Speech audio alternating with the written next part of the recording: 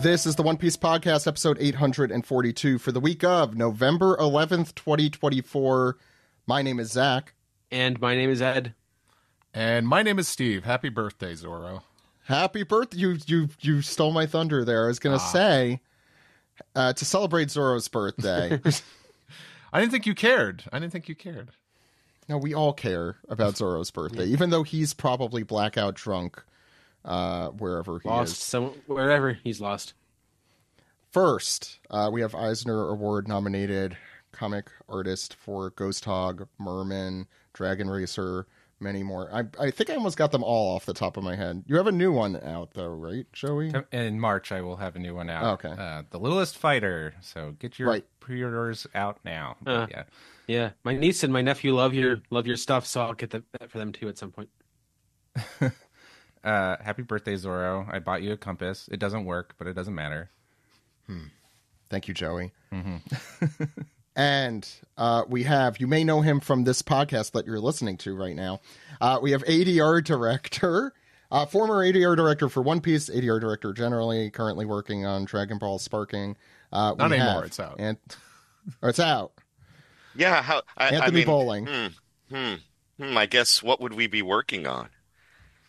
It's always an end. It's always an It's NDA. always. There's always. I mean, video games these days and their DLC. Hey, everyone, it's me. It's me, Zoro. Happy birthday to me and my classic. Yeah. Hey, I came to join your podcast. It's me, I the saw real that there was Zoro, everyone. There was a theatrical premiere for the Dragon Ball Daima English dub today, I think. That's right. And I feel like I've been hearing too much about Dragon Ball Daima. I'm waiting for Dragon Ball Enigma. There you go. What about One Piece Actual? Let's the true, but like when they're going to combine all One Pieces into one. The One Piece. I am so lost. Yeah, if you play all the different various anime projects on top of each other and then reverse it, you find the real One Piece. It's One Piece all the way down. It's what happens. Stacking. Hi, sorry that we confused you, Zach. It's been a while since we've all. Usually, it's just like me and you, and everyone else doesn't want to be on the show with me. Every time. That was a running joke. I forgot. But I want to be on the show every week. I was unable to be for so long. It's in my contract that I refuse to put over that Anthony Bowling. Yeah, Steve has it in his contract. Edward is just a kind person and has other things to do. Very busy. Refuse to work. I tricked good Steve. I told someone else was coming, and then got him on. They tell You two said friends. Emily Fajardo was going to be on the show. Classic. Who switch. right now, Emily Fajardo doing very well. Right good. now, Yes. yeah. So I was up at Crunchy last week, and she'll be back to work in a couple of weeks, from what I heard. So speedy recovery to her. Awesome. She's our Nakama. Oh yeah. Yeah, Oh my we god, gotta my time is so we warped. should wish her yeah, well. I forgot that one. Yeah, we do wish her well. I'm glad Emily's doing well. She's having the top of her head stored so it can grow and contain all of the One Piece knowledge for the show. It got too big. It got too big. Oh, we never. Yeah. Why did we never make that reference Vegapunk style on the show? Yeah. I think because we wanted to be tasteful until we knew. Us? Yeah, I know. I Us? can do it. Yeah. That's true. That's true. I'll take the But bullet that's a for that. positive thing, I think. Can't imagine saying to poor Emily right before she went to surgery, it's like, oh, you're kind of like Vegapunk with his head being removed. And she had every right to be like, yeah, it's a fucking cartoon. Unfortunately, Can we have some cursed empathy her. here? now when she goes to a panel, someone's going to ask that. Don't. Thank you, Anthony, for coming on. Of course. Thank you for having me. Yeah. What was the last chapter we had you on? I'm trying to remember. You probably remember more than me. Oh, goodness. Let's see. It all blurs together. Yeah, it all blurs together. Yeah, we were Vegapunking and... Yeah. Oh, okay. He was still almost done with the broadcast. The speech. With the speech, Okay, yeah. that could be any time this year. That could have been any He was time. almost done many times.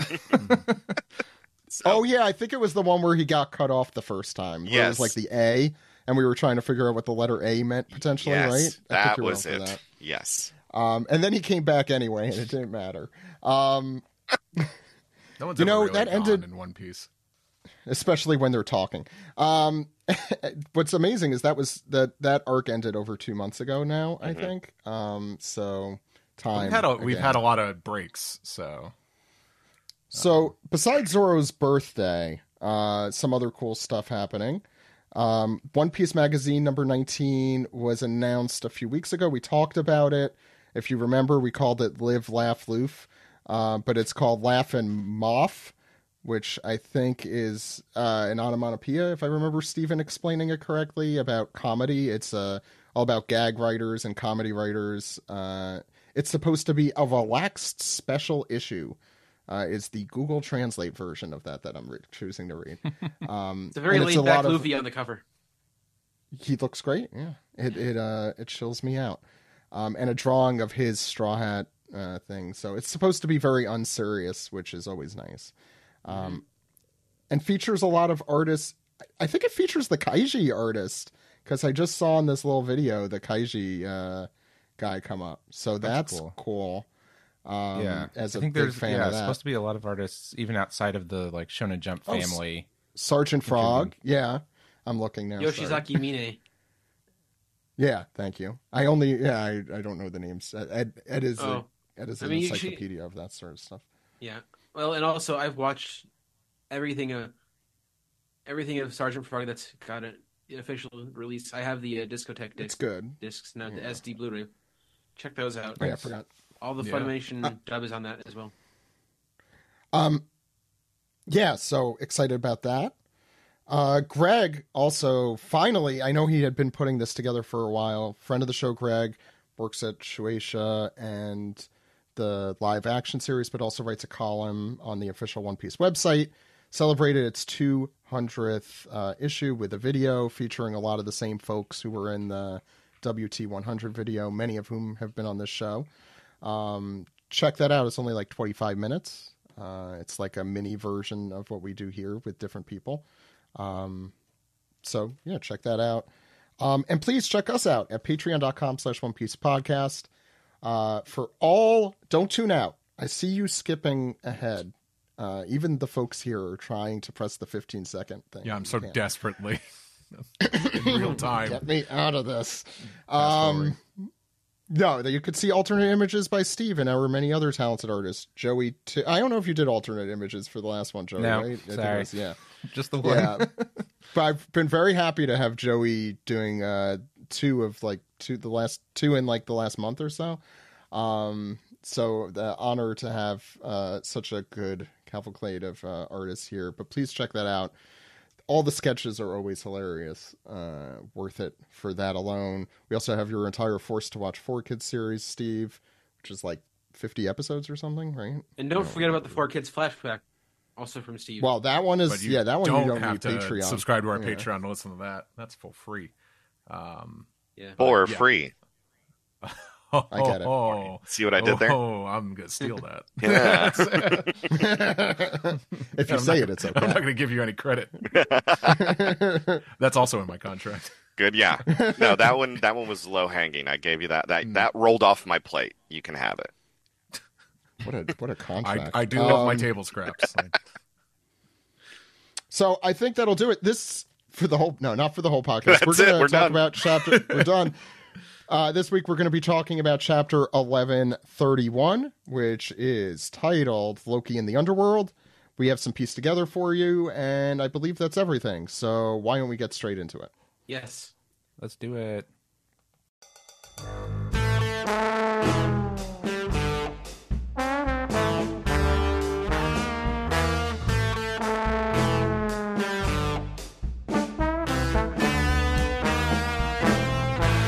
This is the manga recap for chapter 1131, Loki in the Underworld. This chapter and all chapters are available as soon as they come out at shonenjump.viz.com or mangaplus.shueisha.co.jp. Ed, what's going on the cover? Sure, it's Ogre Child Yamato's Golden Harvest Surrogate Pilgrimage, Volume 18. After that Sword Thief, the shrouded black arm that we saw last chapter. It's Emu. And it's Yamato riding Komachio, both with very determined looks on their faces, and a seemingly annoyed Speed joining along with him. And is that Tama as well? Mm-hmm. Yeah. Someone in our Discord mentioned that Horselina, the original that name, should really be the official name for Speed, Yeah. and I'm okay with that. It didn't stick, but yeah, that is who it is. Speed is easier to say. I like to look at the look on her face. Actually, she's kind of annoyed. It's almost like a blank look. Yeah, compared to how serious Yamato and Komachio are. Komachio is always serious. Ralph Komachio. Macho Camacho. We did it, everyone. We did it. We're done. That's the end. Any thoughts on the... Yeah, this is the dream team. Yeah, definitely. Look at these folks. I don't know if I have anything to say beyond that. Nope. Stop that pigeon. All right. You think it was a pigeon? Yeah, it was Dick Dastardly. So whose legs are that Red Baron. in the middle of the image next to Komachio's front paws? Whose legs are those? Is that the thief? No, those are the back right. paws. Is that what you mean? Yeah. Oh, okay. Yeah. It's The ones. Yeah. Yeah, they are a little sketchy. But... It is kind of funny the way that now looking the way Speed is rendered. If you weren't aware that she was like a centaur lady, it just looks like she's doing looks like she's doing like a Mario kind of hop in the air, you know. I mean, she does have without hooves. any pants. She does have hooves. They really made her legs look very like shiny and human, which to my knowledge it was like, that also looks weird where it's like, did she shave her front legs? I mean, no, that's just like it also just looks like she's sitting. Like it's just a well-groomed horse. Yeah, they brushed her. She's doing the Wonder Woman invisible jet pose. Just like I'm flying in the air. Yeah. Wow. Okay. Well, there you go. Steve, start us off. Sure. We have here Luffy in his iconic arms raised pose, feeling the macho madness, letting out a big "oh yeah." He's excited because he's excited that his hunch was right, that he's an Elbaf, and he says, "We've been waiting to get here for ages." I'm not sure. If Luffy's aware of the perspective here compared to the readers, where it literally has been ages for us, but in the canon, it's been like 2 years, I guess. I mean, for him, got a short attention span. Yeah. So, yeah, I wasn't of legal age when they first heard of Elbaf. That's how long this has been going. It was like 2001, so I don't think I was either. Right? It was 2000. No. Yeah, I think. Yeah. Was anyone here of legal age? Of what kind of legal age? Are we buying alcohol, or are we? One Piece is a long series. Yeah. Were you old enough to go to Elbaf? No. My mom wouldn't. He was tall enough. You must be this tall. He was tall enough. He was tall enough. Yeah. God, table scraps. These are easy. But anyway, Luffy says everything is huge in Elbaf, and this totally feels like a one-way conversation. Where Loki's like, "Oh yeah, good for you." By the way, about me, and Luffy's like, "I wonder if Usopp will figure out when he gets up there. Hey, what's on top of that tree?" And Loki's like, "Hey," and Luffy goes on and says like, "The most powerful nation in the world lived in breathed warfare. Wow, that's wild." He's just going on, and it's what's interesting about Luffy's dialogue here is the font choice. It's the very excited, like the. I guess so, yeah. Yeah. Because it's, I'll be honest, I had to expand my my window here because it's a little tough to read. So I'm guessing this is meant to be. Like, I wonder if this is up to the editor or the letterer.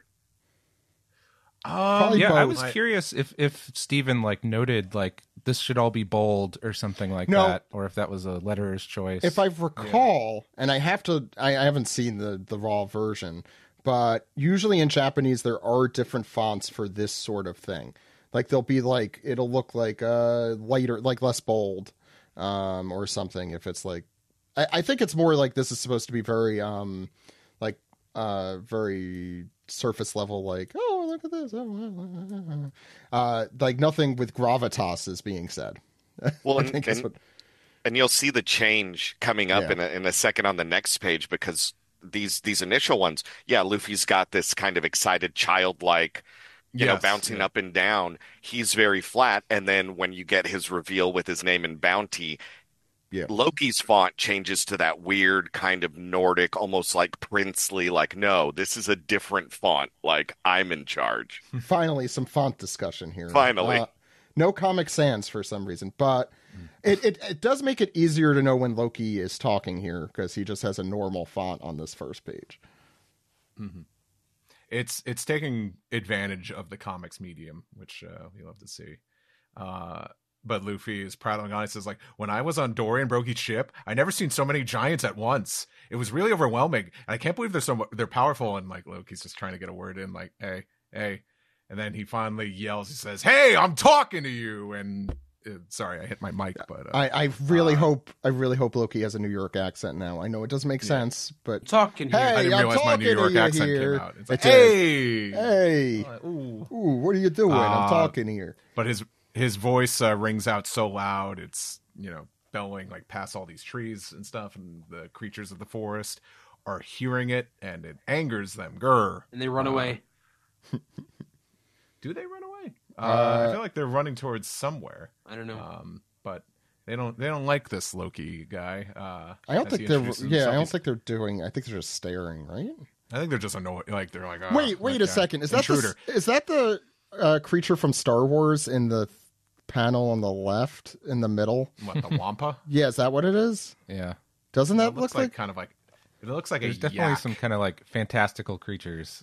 About. It looks like a Wampa mated with a Snorlax.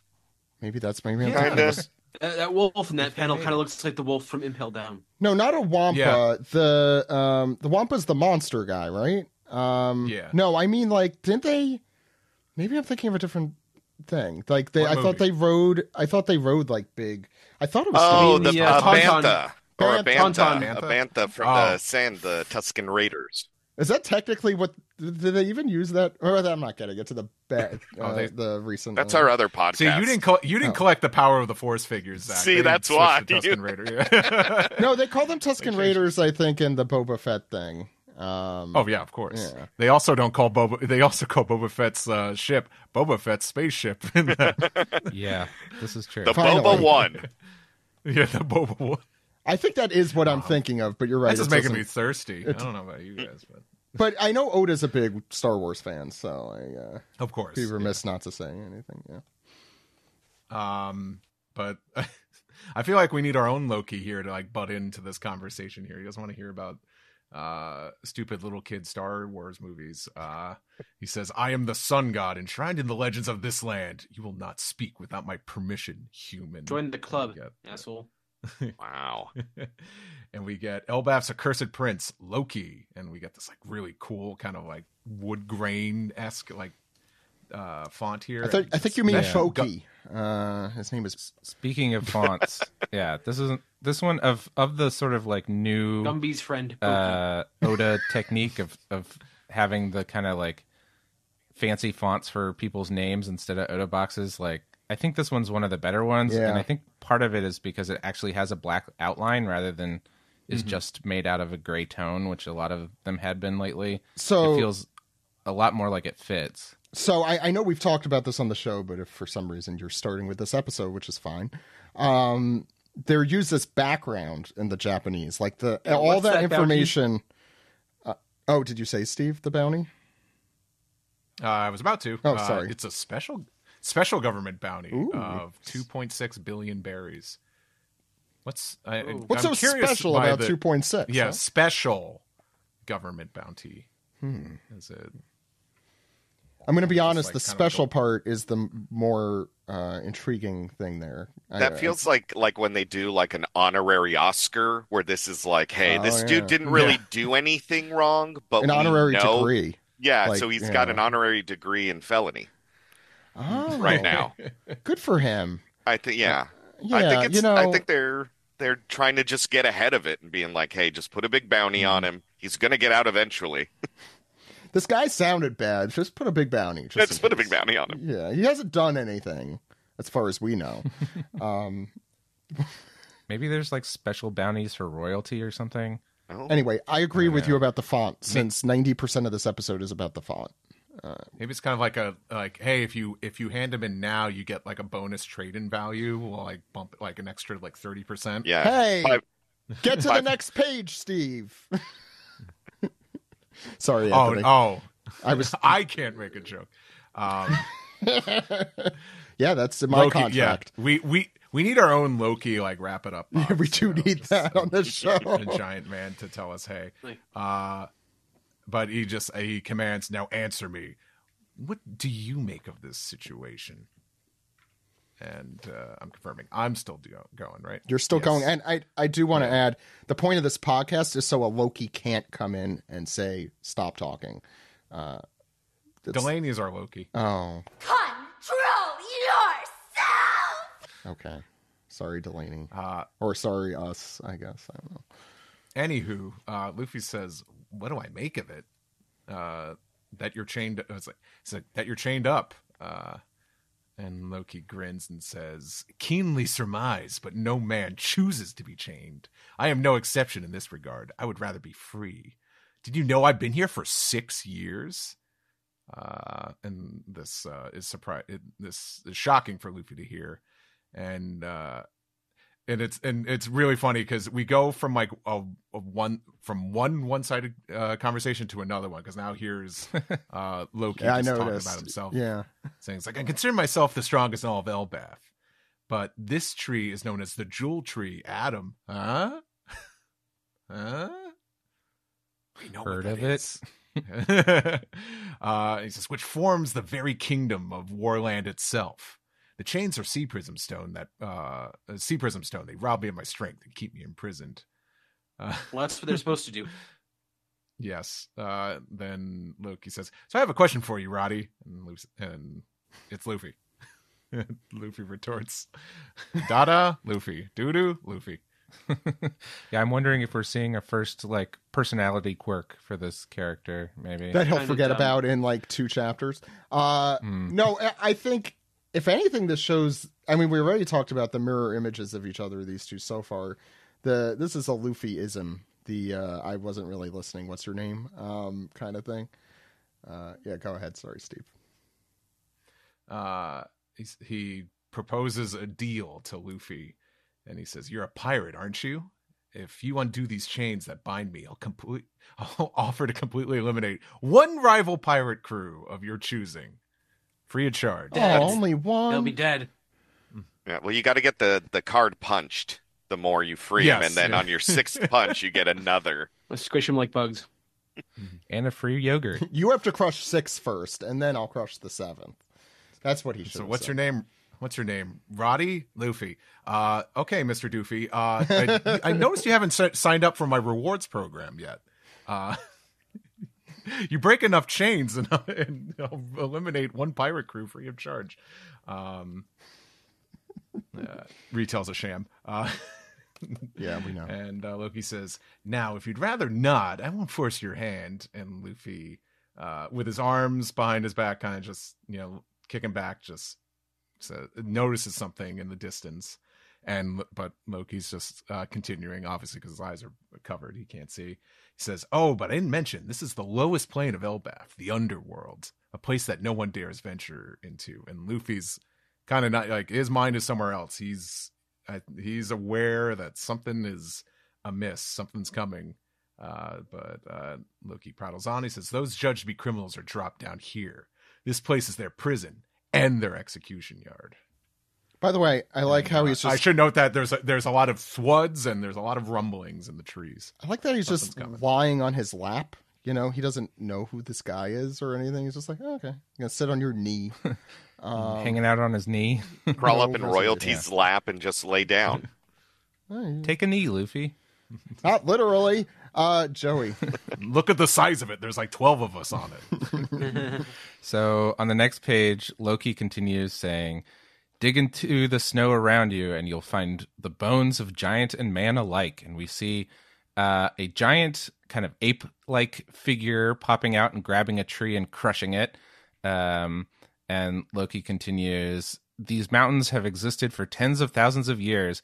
In our mythology, we call it the first world, and we see a snake just taking a bite out of a rock and crunching it. You too can take a bite out of a rock. I don't think that's a rock. I think that's a skull of some kind, some animal. Oh, really? Yeah, it could be. It's a little unclear. It does kind of look skull-like. Well, yeah, whatever it is, some hard object that gives quite a crunch. And then on the next page, we're revealed to see these huge beasts. And he continues to saying, a place where the sun is only a dead memory. Foolish human. I don't know what brought you to these snowy peaks, but you'd best be wary of the wild beasts. And he says, the great and deadly sentinel prowls each and every mountain. And since I was a lad, they've all been fast friends of mine. And we see this kind of like snake-like necked creature, but it looks like actually. Joey, no. Can I cut in at this point? Yeah. So, someone I think on our Discord mentioned, and I actually am looking at the Strong World art book right now, and these characters come from Strong World. Here's the one from Star Wars I mentioned. For anyone who has the Bantha. For anyone has it, it's on page 56. I guess I could make. Yeah. I guess I can make my joke now. Oh, please. Yeah. The first world, more like Strong Worlds. Nyuk, nyuk, nyuk. Well, no, you're not getting that title now. Yeah, when are you going to make the joke? You guys are assholes. I don't know. Yeah, it's in our contracts.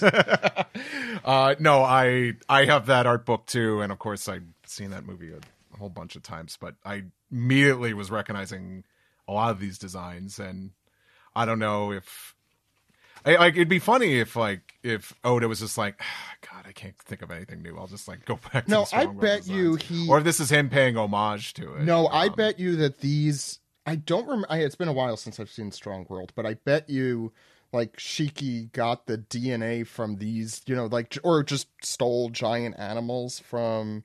Well, they were slightly altered, right? Right. That's the thing. I think some of those designs were so good that I hate to see them. Well, wasn't that Dr. Indigo's doing? Yes. Yeah. But they might be related. They are. So I'm looking through these, and I love every single one of these. Oh, my favorite.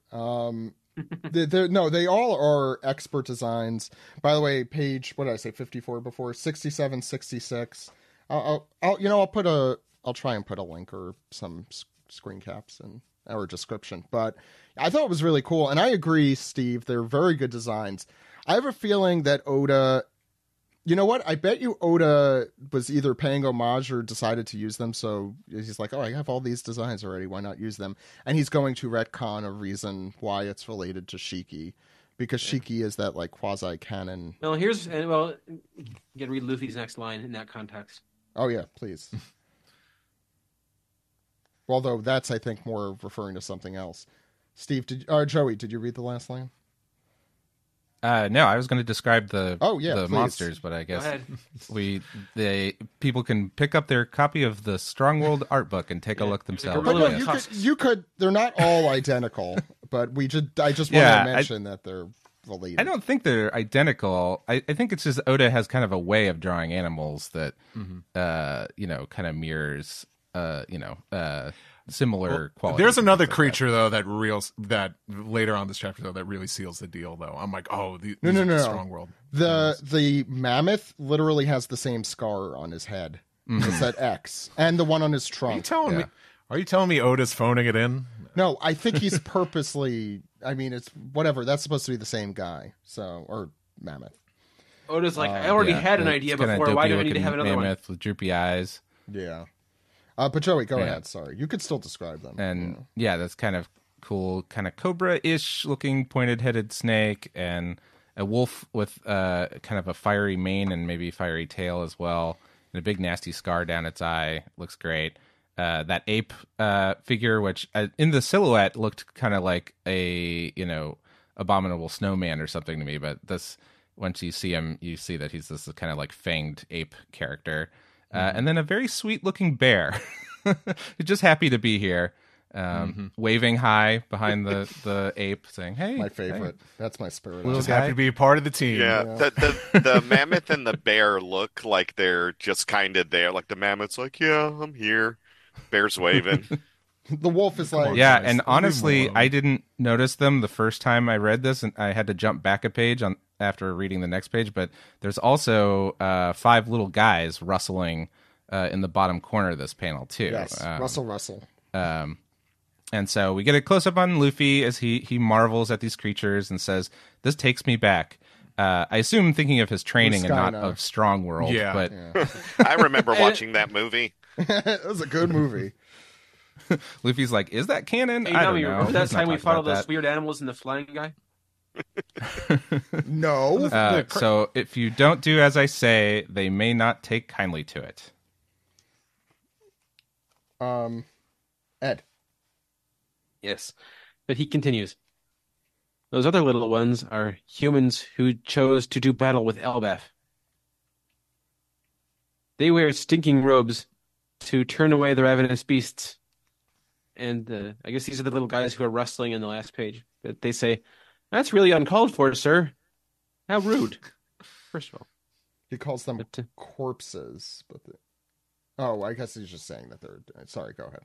Like, they're dead men walking. Yeah, they're dead men walking. Yeah. But they only delayed the inevitable. They are corpses already. That's really uncalled for, sir. Rude. We don't want to get knocked unconscious like the last time. What does that mean? Say, I mean, around here, you don't expect to run into red-haired Shanks of all people. Huh? Did you just... What? Did you just say Shanks? That's Luffy saying that. And then the corpse guys say, "Who is that guy? How did he tame the Sentinels of the Peaks?" What?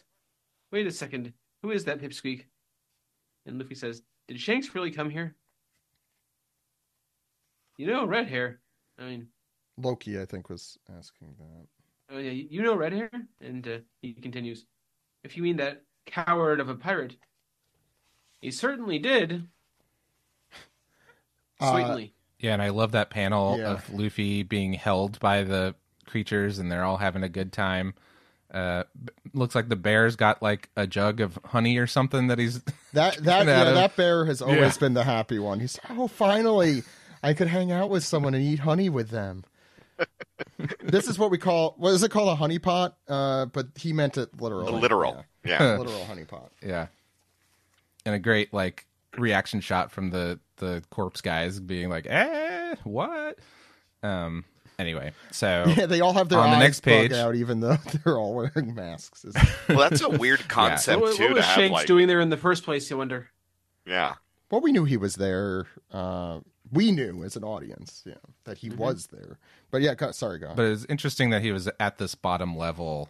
True. Dude, is he the one who, quote unquote, it took all the giants and maybe Shanks, but we don't put that in the books.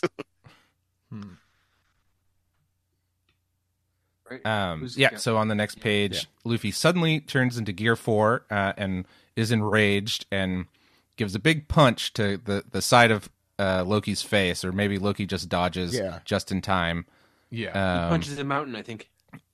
Yeah. It's very fast and very the tree, violent. Right? That's the base of the tree. The final version of Han and Greedo in A New Hope. He does that CGI neck move. Loki shot first. Yeah. Or Luffy punched first. Yeah, Luffy punched he first. shot first with talking that shit about Shanks. Yeah. And so our little gas mask guys are shrieking, and Loki is already pleading, "Hey, wait, take it easy. I was only joking." And we get a kind of funny image of Luffy kind of deflating a bit and turning back into his usual self, and he's saying don't even say that as a joke. And Loki protests, "I'm helpless here. I can't defend myself." But he thinks to himself, the instant I get these chains off, I'm going to kill him. And he's panting, and Luffy's back on his leg again, saying, Then you better not make me mad. You wouldn't like me when I'm angry. Next time you say something like that, I'll embed you into that tree. You wouldn't dare, idiot. So Loki's still not completely able to control himself. And I think it's kind of interesting. We see the wolf kind of shivering here and shaking, like he's a little freaked out of what he just witnessed. And I suppose in the panel above, you see the animals kind of freaked out too. The wolf always looks angry, So and Luffy, the bear always looks happy. So it's yeah. but the mammoth, it's that kind of like that's the face. There's that manga thing where like especially Oda does this, where some characters are just always smiling, and so when they look shocked, they still look like they're smiling. It's the character design quirk. Are you going to do the joke, Steve? For oh, go ahead. This Zach. is the worst day of my life. Yeah, please go ahead. Worst day so far. And on this bottom tier here, Luffy's fidgeting with his hat and saying, and kind of maybe thinking of Shanks and his hat, saying, "Why was Shanks here? Why did he come to see you? That couldn't have been why he was here. Is he still here?" And Loki, I think, maybe again. Kind of seeing, I think Loki's kind of starting to understand he's got a little something over on Luffy here, and he grins and says, "You won't be getting those answers for nothing." As we transition away. Anthony. Boom. When we transition away, we see a shot of the castle, and now we're switching to the other Straw Hats, Nami and Usopp. Usopp looking like Brian Blessed in a movie or something. He looks amazing. And Usopp has his binoculars out as Nami is saying, "Look out, it's really shaking." And Usopp screams, "I'm gonna die." And he pulls out his binoculars and looks and says, "Is that what I think it is?" And we see Chopper in his speed form that Nami's riding, and Chopper looks back and says, "Huh? You mean?" And chasing them through Usopp's binoculars, we see a giant running after them. "Yeah, someone's coming. I don't know who it is." And the next panel, we see is it Rhodes or Roto? What is his official? Roto's the translation. Roto. Road is what a lot of right. common fans are saying. Yeah, I mixed them up because I forgot who did what. Okay, go on. I think it could kind of go either way. I do sometimes wonder if it's road as in like, aren't there wrestlers called the Road Warriors or something? Or Dusty Here Rhodes? I am. Hello. Hi. Hi, I think I've seen people like theorizing that that's where his name comes from.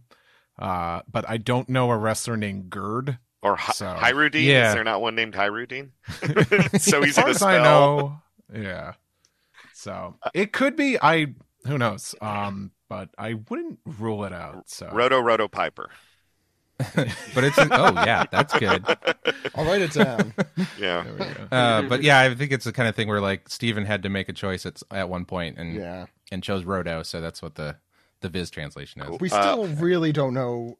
Well, we know enough about him that he's a creep, but yeah, now we know. I mean, before he was just kind of. I mean, that's what it's going to sound like when they say his name in the anime.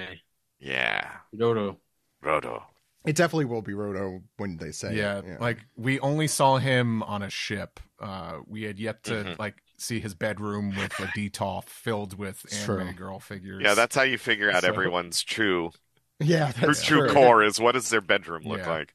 I mean, not to take it away from that, but also, Japanese they have vowels at the end of almost all of their. Oh letters, yeah, it's. I mean, when it's written in kana or hiragana, right. It's a syllabary. It's not an alphabet. So you have to make that decision, or Stephen did. Sorry, go ahead, Anthony. No. And he's running down, and we see him fully running down this big kind of like bridge, this wooden bridge. And I believe it's Usopp, but he looks all charred up like he got hit by lightning, which... Wonder how that happened. And then in the corner, it shows a little kind of bubble of the sun god that, his cosplay, Rhodes' cosplay. And it's probably whoever was under that sun god mask. So they're kind of putting this together. I knew it. The next page, we see them all still running down. I think that's one of the giants is carrying the Sunny. We see Stenson. Stenson, yes. He was Stan like the... Hansen. No. Stanson comes later. This is what's his name again? He looks like Broggy or Dory. But it's a wrestler's name. It's Goldberg. Goldberg. Oh, yeah, Goldberg. The goalie. Right. They're all named after the Mighty Ducks. That's what it is. Oh, okay. We're gonna get the Bash Brothers here. And then we see them commenting as we see all these giants running, and behind him is that female warrior and the chubby one carrying the Sunny. They're chasing him and carrying the Sunny. Yeah. It's that fat kid from Heavyweights. Yes. We're getting all of them. Heavyweights, Camp Nowhere. I was going to do a Homestar Runner. The chubby one. The chubby one. And then, that perks up their ears. I think that's Zorro who's saying, the Sunny there? What's going on? Like, what? Which direction should I look? Sounds like it's... Oh, no, Zorro would say, sounds like it's cut time. Zach, you saying the new giant pirates are a teen girl squad? Yes, that is exactly what I'm saying, actually. No, I sincere. I know that sounded sarcastic. And we're getting Rudo is the ugly one. Zorro's new catchphrase. It's cutting time. It's going to be on all the shirts. I'm going to be honest, and I'm sure this is Oda, but this is so much more of a live action Zorro thing to say than an anime manga Zorro thing to say. Finally, get to murder in time. Throwing an F-bomb in there. Yeah, I'm gonna fucking cut some people here. That's his catchphrase in the live action. What can you? Can you? They might be Master's friends. They're only one thing to do. So now, it's the giants talking about Hyrule, I guess. Yeah, Master. Would that be who it is? Yeah. And then, look, the finish line is before us. And then we see a shot of Nami riding on Chopper, Sanji taking the lead. We got to run it out. Sprint for all you're worth. Get to the Elbaf village that must be up there. We know it's there. Get there. If they Sprint catch has to him, go somewhere. They got to, get to the next loading screen. They can't go past it. If they catch us, we're goners. And then that's the end of that page. I still love Great panel. I love the running panel. That's so good. That's the best of the bridge panels, because last time I remember I was not a huge fan of how they did the perspective. I think this one looks that's what they want to get across. I like it a lot. And also, how are they supposed to, even if you're fast, how are you supposed to beat someone with, steps so gigantic, literally? So let's move to the next page as we head to the same place, Underworld, Warland. Let me try my best to hire it in here. D-ga-ga-ga-ga. There we go. Took down that moose just in the nick of time. These beasts don't live in the upper forests, but their meat is exquisite. I can already see the excitement on the Straw Hats' faces. But, sir, how are we going to carry this? And you have, which actually was the same problem Luffy had with that little bunny that we talked about. It's a really evil-looking moose. A very evil-looking dead moose, or reindeer. I hope it's not a reindeer, Chopper. Or T-Rex. It could be all of the above. This one might be in the Strong World book too. I have to look. Oh yeah, it has the T-Rex claws in the. I did see while they're lifting it in the next page. Now it is Stanson talking. Now it is. So we have Stanson, the shipwright, who is the new of the. Well, actually, he was in those cover pages as well. I think he was in Sabaody in the slave auction with in the cell with Rayleigh. Oh, he didn't have facial hair though, right? No, he didn't. Sorry. Yeah, he was in the cell with Rayleigh at the human auction. Yeah. I remember now, but yeah, his facial hair, big improvement, in my opinion. The Boba Fett ship auction. Yeah. And you have Hyruden, who we know from Dressrosa, that one day, that 24-hour period that we were in Dressrosa. I just always think about that. Anyway, I really like Stanson's design a lot. Particularly here and now. He says, can't use a painter, whatever that is. Those sunstones don't work when it's snowing. And he continues, suck it up, be a man. This meat is for my saviors.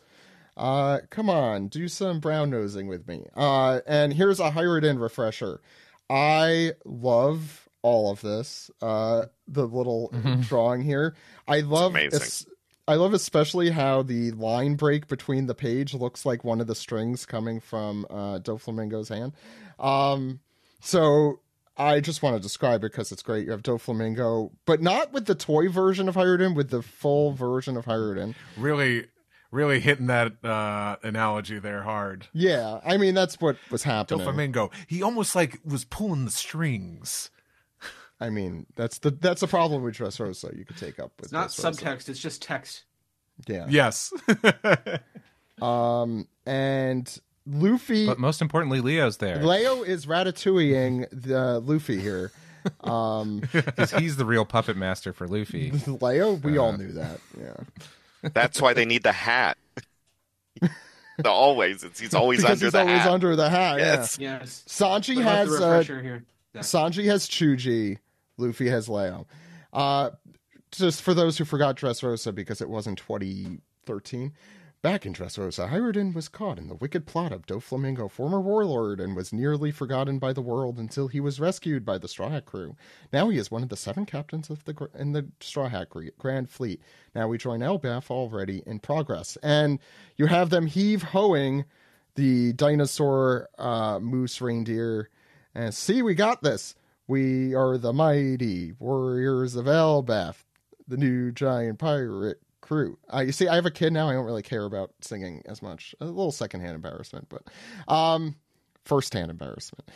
And yeah, you see them. That was great. Thank you. And you see them carrying it away and introduced to the new giant pirates for those who don't read cover stories and then remember them 7 years later. Here they are, a pirate crew of 5 younger giants, probably all under 100 years old. From the generation after Dory and Brogy, we have Captain Hiruden, Navigator Rodo. He is the lame one. Oh, it does say Rodo. Yeah, then we said that. I will never remember the correct version of his name, nor should I. Shipwright Stanson, Dr. Gerd, and Dr. Gerd. Otherwise known as Goldo. I was thinking of Dr. Worm, but and Hey, Have we call not me made Dr. that joke? Gerd. thank you. I'm not a real doctor, but And- I am A real Gerd. Gerd. Cook Goldberg, and Anthony, you could finish this off there. And I greatly appreciate you letting me have this page because this is, I think, what all is One the Piece page. fans, this is what we've been waiting for since we first met Miss All Sunday. Yes, true. Well, Now we're missing one thing, but we'll get there. we'll get there. Now we cut back to a crew that we haven't heard from, haven't seen yet. In the sea near Elbaf.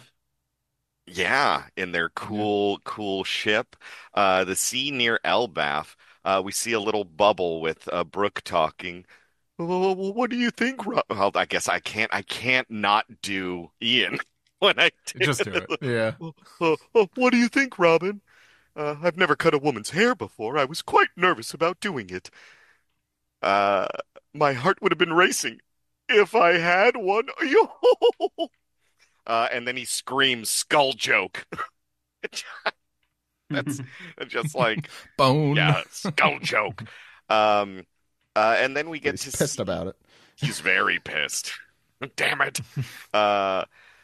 And then we see Lilith there laughing and has, I don't know if this is going to be her signature laugh, Kya ha ha, or if that's just standard laugh. Kind of an Ojo-sama laugh. Yeah, you don't have a heart, so unscientific. Oh, Really what a- funny. Yeah, what a very Spock way to view a Yeah. joke. Like, ha ha ha, silly skull. And then, oh, I forget, Bonnie looking all cute. She's now the kid on the ship. And looking at Robin, who we see just from the back sitting down. And Bonnie is saying, "You look really cute, Robin." And Frankie in one of my favorite outfits. Yes, in we've him. talked That's- about this a lot. Yeah. God, Yeah. yes. I wasn't here, but I mean that leather jacket, should have that been. hat. And then yeah, haven't seen that look in on you in ages. Which Someone get Patrick this outfit. Yeah, Yeah. I mean it's they're very married in that interaction. And good old Uncle Jinbei says, "That's stunning. Well done, Brooke." And page of the year, my backdrop forever. We see Robin with her bangs back, and she says, "It's perfect. Thank you, Brooke." And he says, "Yo, happy to help." And she is just drawn so beautifully, taking up this corner right here, looking like the day we met her. And then we cut to all of the No hat, though. giants. No hat. The giants all looking at them all on a barrel as they're watching. I guess they watched Brooke give her a haircut this whole time. And they're saying, I bet he "Oh, like Edward Scissorhanded it, just sort of Yeah. all over the place. I'm saying like I hate when people are looking over my shoulder when I'm trying to do my work. It just makes me nervous. You know? but he's a performer, so I'm sure this is like Yeah, rock I'm sure it's fine. hairdresser rock concert type thing. And also they're giants, so at this point it's not just over his shoulder; it's just everything. Everything. I'm seeing over your everything." Yeah. And Like watching one hamster give another hamster a haircut. oh, To be fair, that I mean, sounds why wouldn't amazing. you? You Hamster say that like it's a haircuts. bad thing. Hamster haircuts. Or- I really hope the one with the big shoulders goes on the wheel. So, Steve, now you have to draw the Straw Hat Crew as hamsters. I'm not doing that. I'm not doing it. As Hamtaro, maybe. Yeah, Ooh. the Hamtaro. Hamtaro pirates. Luffy Taro? Ham Taro? Coincidence? There we go. Yes. Yes, it is. And then we hear a ga ba ba ba ba and a gee ga ga as we have Dory and Brogy laughing. "Oh, so it's the look you had when you met Saul," which is adorable. And then Brogy said, "Then he'll be especially happy to see it." And then Frankie. Frankie cry, "Oh man, I just know the reunion will have me bawling." Sensitive boy. And then He's always been a crier. always been a crier. And then that's Always. the hairstyle we remember too, Robin, which is very cute, from Kashi. Or is that Oimo? Oimo saying it probably. And I think that's Oimo. Yeah. yeah, Yes. and we see Robin just giving a nice little closed eyes kind of sniff, a little remembrance, a nice moment for her. I don't think we get a lot of these with Robin where she's just kind of at peace. This is a nice little frame. Frankie's so funny when he cries. That's what she's thinking. That's what she's I can't wait to kill him. Spoiler. Next Wow. panel, she sinks the the ship. Frobin What? folks out there are devastated. Yeah, are although I guess devastated. that's part of the thing between them. Yeah. The murderous intent. Will they, won't they? Yeah. Will she murder him or will they get together? No one knows. No. And then we see the Giants ship approaching the island of Elbaf. The mist have cleared. Land ahoy! Prepare to moor. That island of giants is gigantic. You don't say.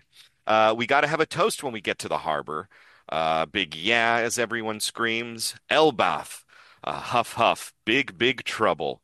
And this is, I guess, the like, no, don't celebrate yet. It's Dr. Saul. He's fallen and he won't get up. To be continued. Do they have life alert in Elbaf? Yeah. Yes, that's the first thing that popped into my See, head. my question is, how big is that life alert necklace? That thing must be the size of a house. It's like a poneglyph. That's the poneglyph. Yeah. That's where we get the Life red poneglyph. alerts. Yeah. It's just a list of like nearby emergency rooms and hospitals. I'm just thinking like Monty Python style that the life alert falls off and like crushes Luffy, and that's just the end of the series. Dr. Although- Gerd has one. Dr. Gerd, yeah. She's the one who has the receiver, like the pager. Anyway, that's gonna do it for 1131. I believe we're back next week with another chapter. But there's a lot we have to talk about, mostly on this last page, mostly the one panel. Anthony, do you want to go first? Thoughts on the chapter overall? Man, I love what's been happening with Elbaf. It turned from what I understand, it was never intended to really be somewhere they were ever going to go. In the story that Oda had planned, like, the story of like, oh yeah, we didn't intend the seven warlords and all of this. It was supposed to go kind of here. So I love that, like, all of this coming together it's still it went a little quick, but it was really fun to be like, okay, is this a Legoland? What's going on? There were a lot of those art things happening with it where we thought, oh, is this a dream? But it turns out no, I think they just kind of rushed it. So we'll see what happens there. As far as like, Luffy didn't have his axe. Now he has a sword. Now he doesn't have anything on his back. Um, but all of that to say, I think the core of this arc, I can't see how we couldn't have come here. There's just so much that kind of ties into these giants and the journey they've had. I love everything they're doing. Loki is so cool and interesting, mirroring Luffy.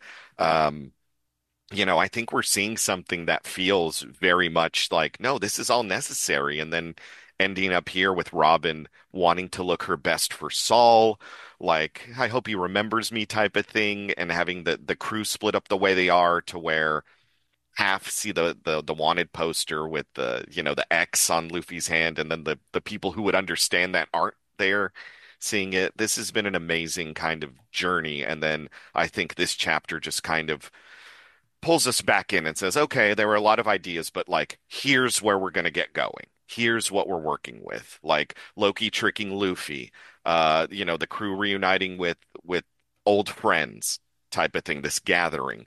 We need to find out what the problem on the island is, the reuniting of the crew. So this I think is that really good kickoff. I mean, who knows? We could have another 2, 3 more chapters before we really get into it, but this feels like you can't really delay this anymore.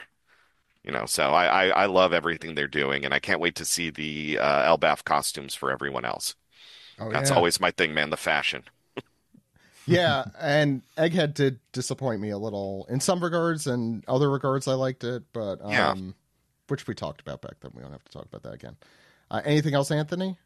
No, I'm excited for all these new characters. I'll probably have some thoughts when everyone else brings some other stuff up, but yeah, just at a glance, like this is that good classic One Piece that I really love when you get to a new island, and who knows how many more of these we're going to have, if any, where we get to have this discovery, this Not many, new thing.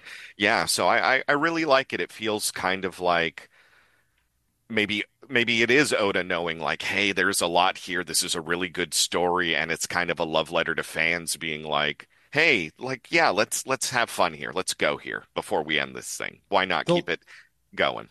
I mean, I think that's kind of. I think the Wano arc was a love letter to himself. Yeah. Like that is what he wanted. You could tell His Oda childhood really. interests. Yeah. Yeah. And I'd say Egghead was a love letter to fan service in the non-anime way, in that, the things that fans really like. Yeah. A certain group of fans, at least, like, oh, I want to see my action figures fighting with each other. Yeah, Lucci and Luffy. Yeah. Like, let's bring back the greatest hits, but put really crazy twists on it.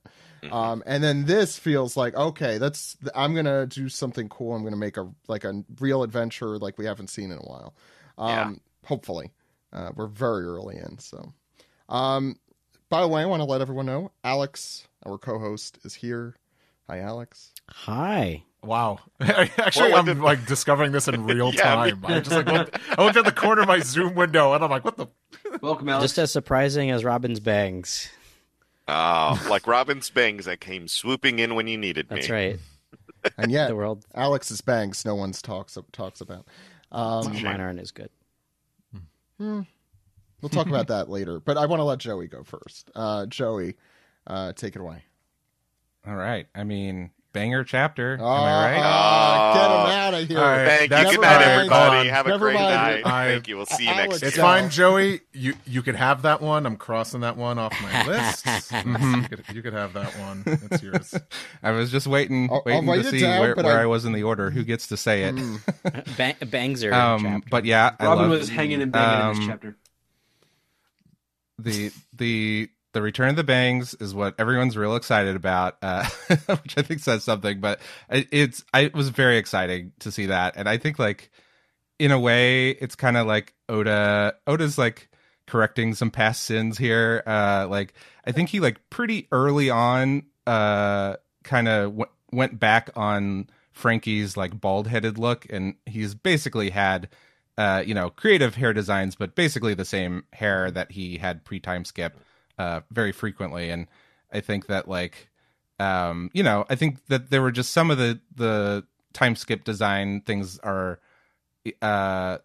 there's elements of them that fans have been missing for a long time. And so I'm really happy to see this come back. And I think it also is very helpful because, the problems with Oda's female character designs, sometimes there's some questions of like, is this Robin? Is this not Robin? Yeah. Especially since she's had besides the bangs, she's also got her flat nose again back. The top. Well, she's had it, but like her nose has gotten like much like kind of smaller. Like her face also looks more circly. Is that just me, or is? I think it's just you. I don't know. I think that's just. There's going to be a cover story that explains it's her. The nose. Her if the nose was longer, her face would look longer. Yeah. I think also like where right, I guess. I'm observing this as an artist, like Oda's like placement of like the eye line and like the nose and the face has definitely moved further down on the face in his designs. It kind of used to be a little more. Well, I don't know. I'm not so much like just the way he's drawn faces has changed a bunch, but yeah, definitely. I think kind of things were a little more, features were more spaced out, and now they're a little more condensed in his designs. But something I just wanted to add. Oh, go ahead, Joey. No, you go finish your thought. Something I want to add to what you were saying is like I've noticed like I think like Frankie was the first one where Oda's like, all right, I'm bringing back the pompadour. We need that. But with Brooke, I think in recent arcs, really his outfits are reflective more of his pre-time skip design. I agree. Yeah, I think that started like in Dressrosa. We've seen more of like the top hat, and I think like from what little we've seen of his outfit right here, this is very first appearance Brooke with the addition of his sunglasses. But so yeah, I think it's definitely not just Frankie and Robin. I think it's Brooke as well. I think the parent figures of the Straw Hats are having a midlife crisis. They're trying to be they're all trying to be cool again, and they're gonna go to they're like, should we? Man, you want to go to a Soul King concert? Let's bring that back. You guys want to get the band together? Yeah. Well, I love Jinbei and Frankie like crowding around her and giving their approval. It's definitely the Robin fan club encroaching in, being like, "You look great, Miss Robin."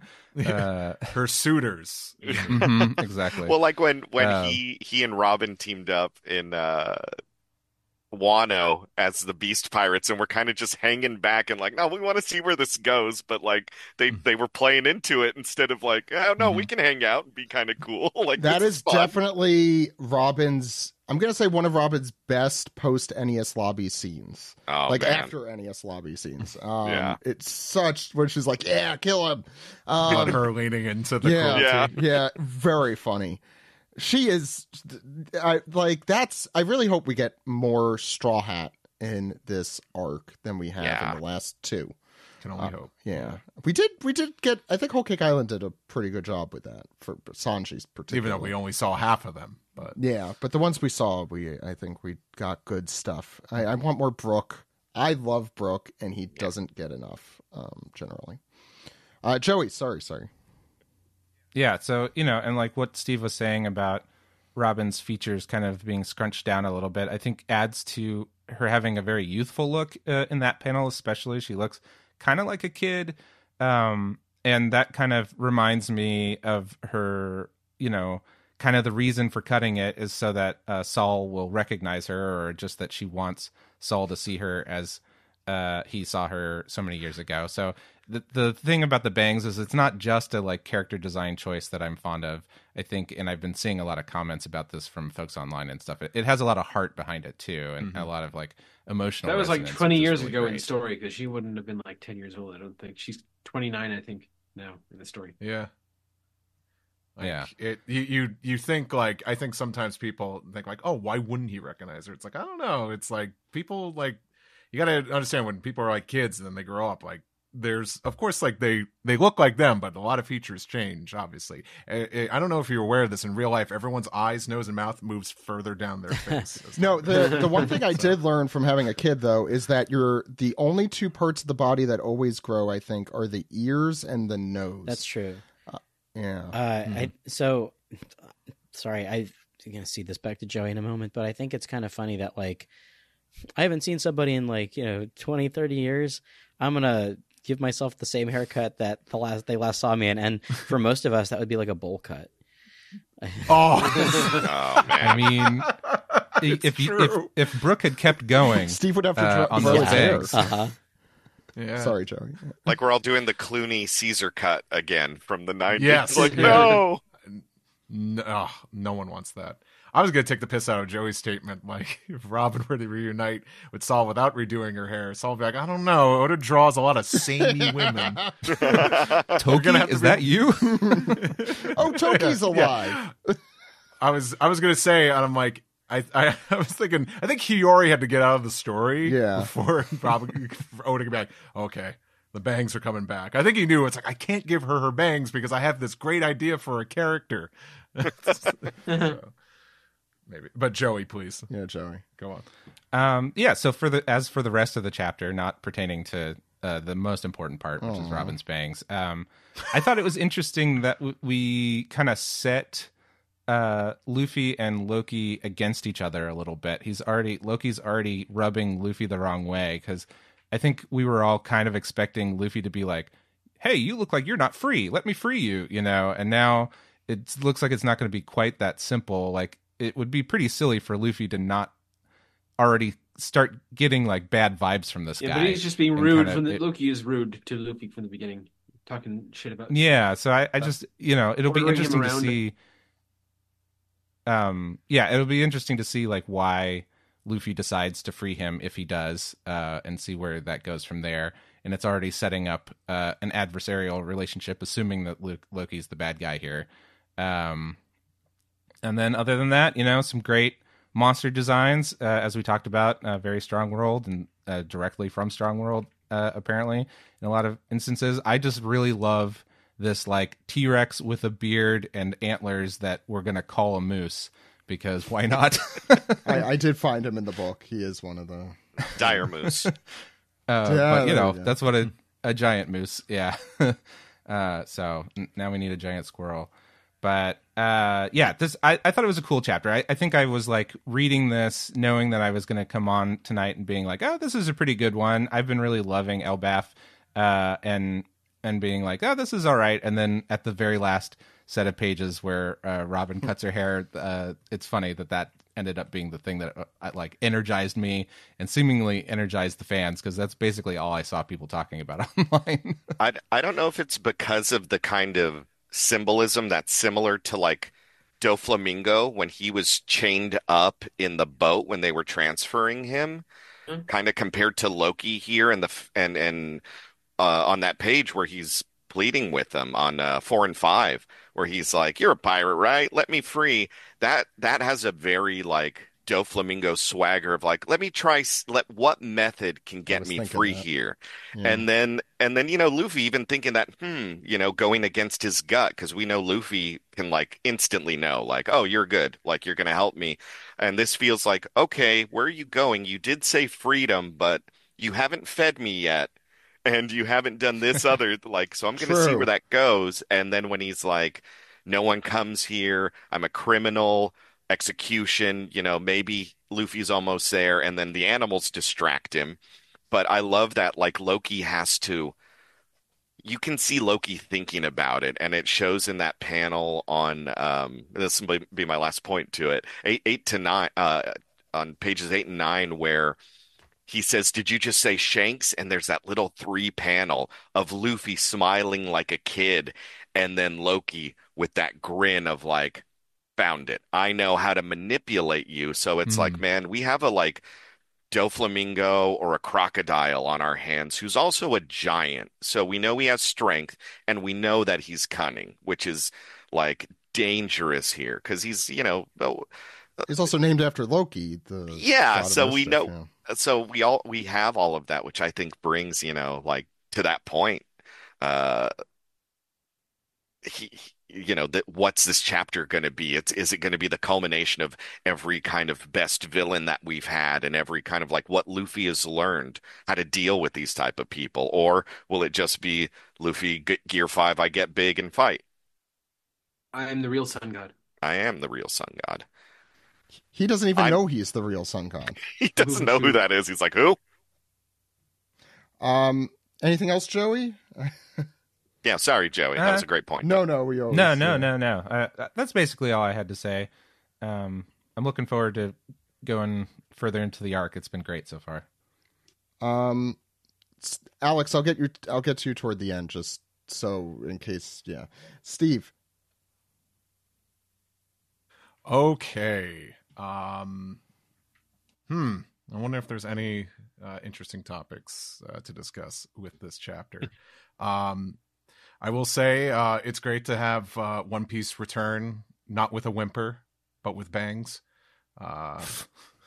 No, it's been done. I know you wrote it down. Get them all out. Nah, I can't help but accept the call when I hear bangs, bangs, bangs on the door, baby. Who are you, William Hung? She bangs. She does bang again. She's banging again. I mean, I was delighted because I saw this, and my first exclamation was literally, "The bangs are back in town again." I was really. I can't write all of these down. You have to limit them. I'm here to squash any humor from continuing. That's good. I know when to bow out, and but yeah, I don't think there's anything else I could really contribute much to the discussion other than this was a step in the right direction. I think I want to mention something that our friend Sai has mentioned. I was in a conversation about this chapter. It's very poetic and very fitting for Brook to be the one to give this haircut, considering how much he cherishes his hairstyle and what that means to him and the person he wants to reunite, or the creature he wants to reunite with. So I think him helping Robin with this, I think that was a right call. Power of hair. Don't know if this was intentional. I think because Frankie probably would have some good styling. I don't think I would trust Frankie. Oh, do you want to make it look like his little hands? Just Frankie's like, I got insect claws. Frankie will give her a mohawk. Yeah. Yeah. He's like, don't you just push your nose and get new hair? Just do that. It was a thing, Wooly Willy, except it's yeah. We've made that joke. Rudy before. Robin, Yeah. Rooted Robin. Rudy Robin. That makes no sense. It's Rudy Roddy Robin. Rowdy Robin. Okay, how many of the same jokes can we make tonight? Yeah. This was like the heart of the chapter. This was the highlight. But I feel like these chapters, I got to read them twice in the day, not just at the first thing in the morning when I got the brain fog, because I thought like the pacing was bizarre at first, but now, of course, revisiting it, it's like, oh, they're both having these one-sided conversations and they're not talking with each other. They're just talking at each other. But I can't help but feel uneasy around Loki, having basic knowledge of the Norse god Loki, but the vibe I think Oda is conveying here is that we can't trust this dude. Like, there's a reason he's chained up here, and him talking. He's definitely got a plan of what he's going to do when he gets out of those chains. Yeah, and him immediately kind of like backing down from the Shanks stuff. It's just this dude's skeezy. I think one of my complaints about this chapter, and I think it's something I've stressed before, is there are some good panels here, but I still don't feel like Oda's like successfully conveying the scale of Elbaf or the Giants with the Straw Hats. And it's really tough, I know, within like certain constraints with like deadlines and how many panels you could fit on a page. Right. But I'm hoping we get to see more of that, because they're always like, the Giants are always like separated from the Straw Hats in these panels. And even though like I'm looking at pages 12 and 13 and we see like Roto like running up this bridge, and then we see Sanji and the gang on the next page doing the same, and it's obviously bigger, but to me that still just looks more like forced perspective. Well, but if you look at like 16, 17, it's a little better because you see the Straw Hats the rest of the Straw Hats at like a minuscule scale in comparison. Yeah, of course.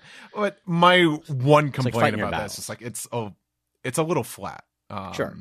But it's I'm hoping in the future we get some really kind of some like insane like bird's eye view or worm's eye view shots. It's gonna be even harder in the anime, I think.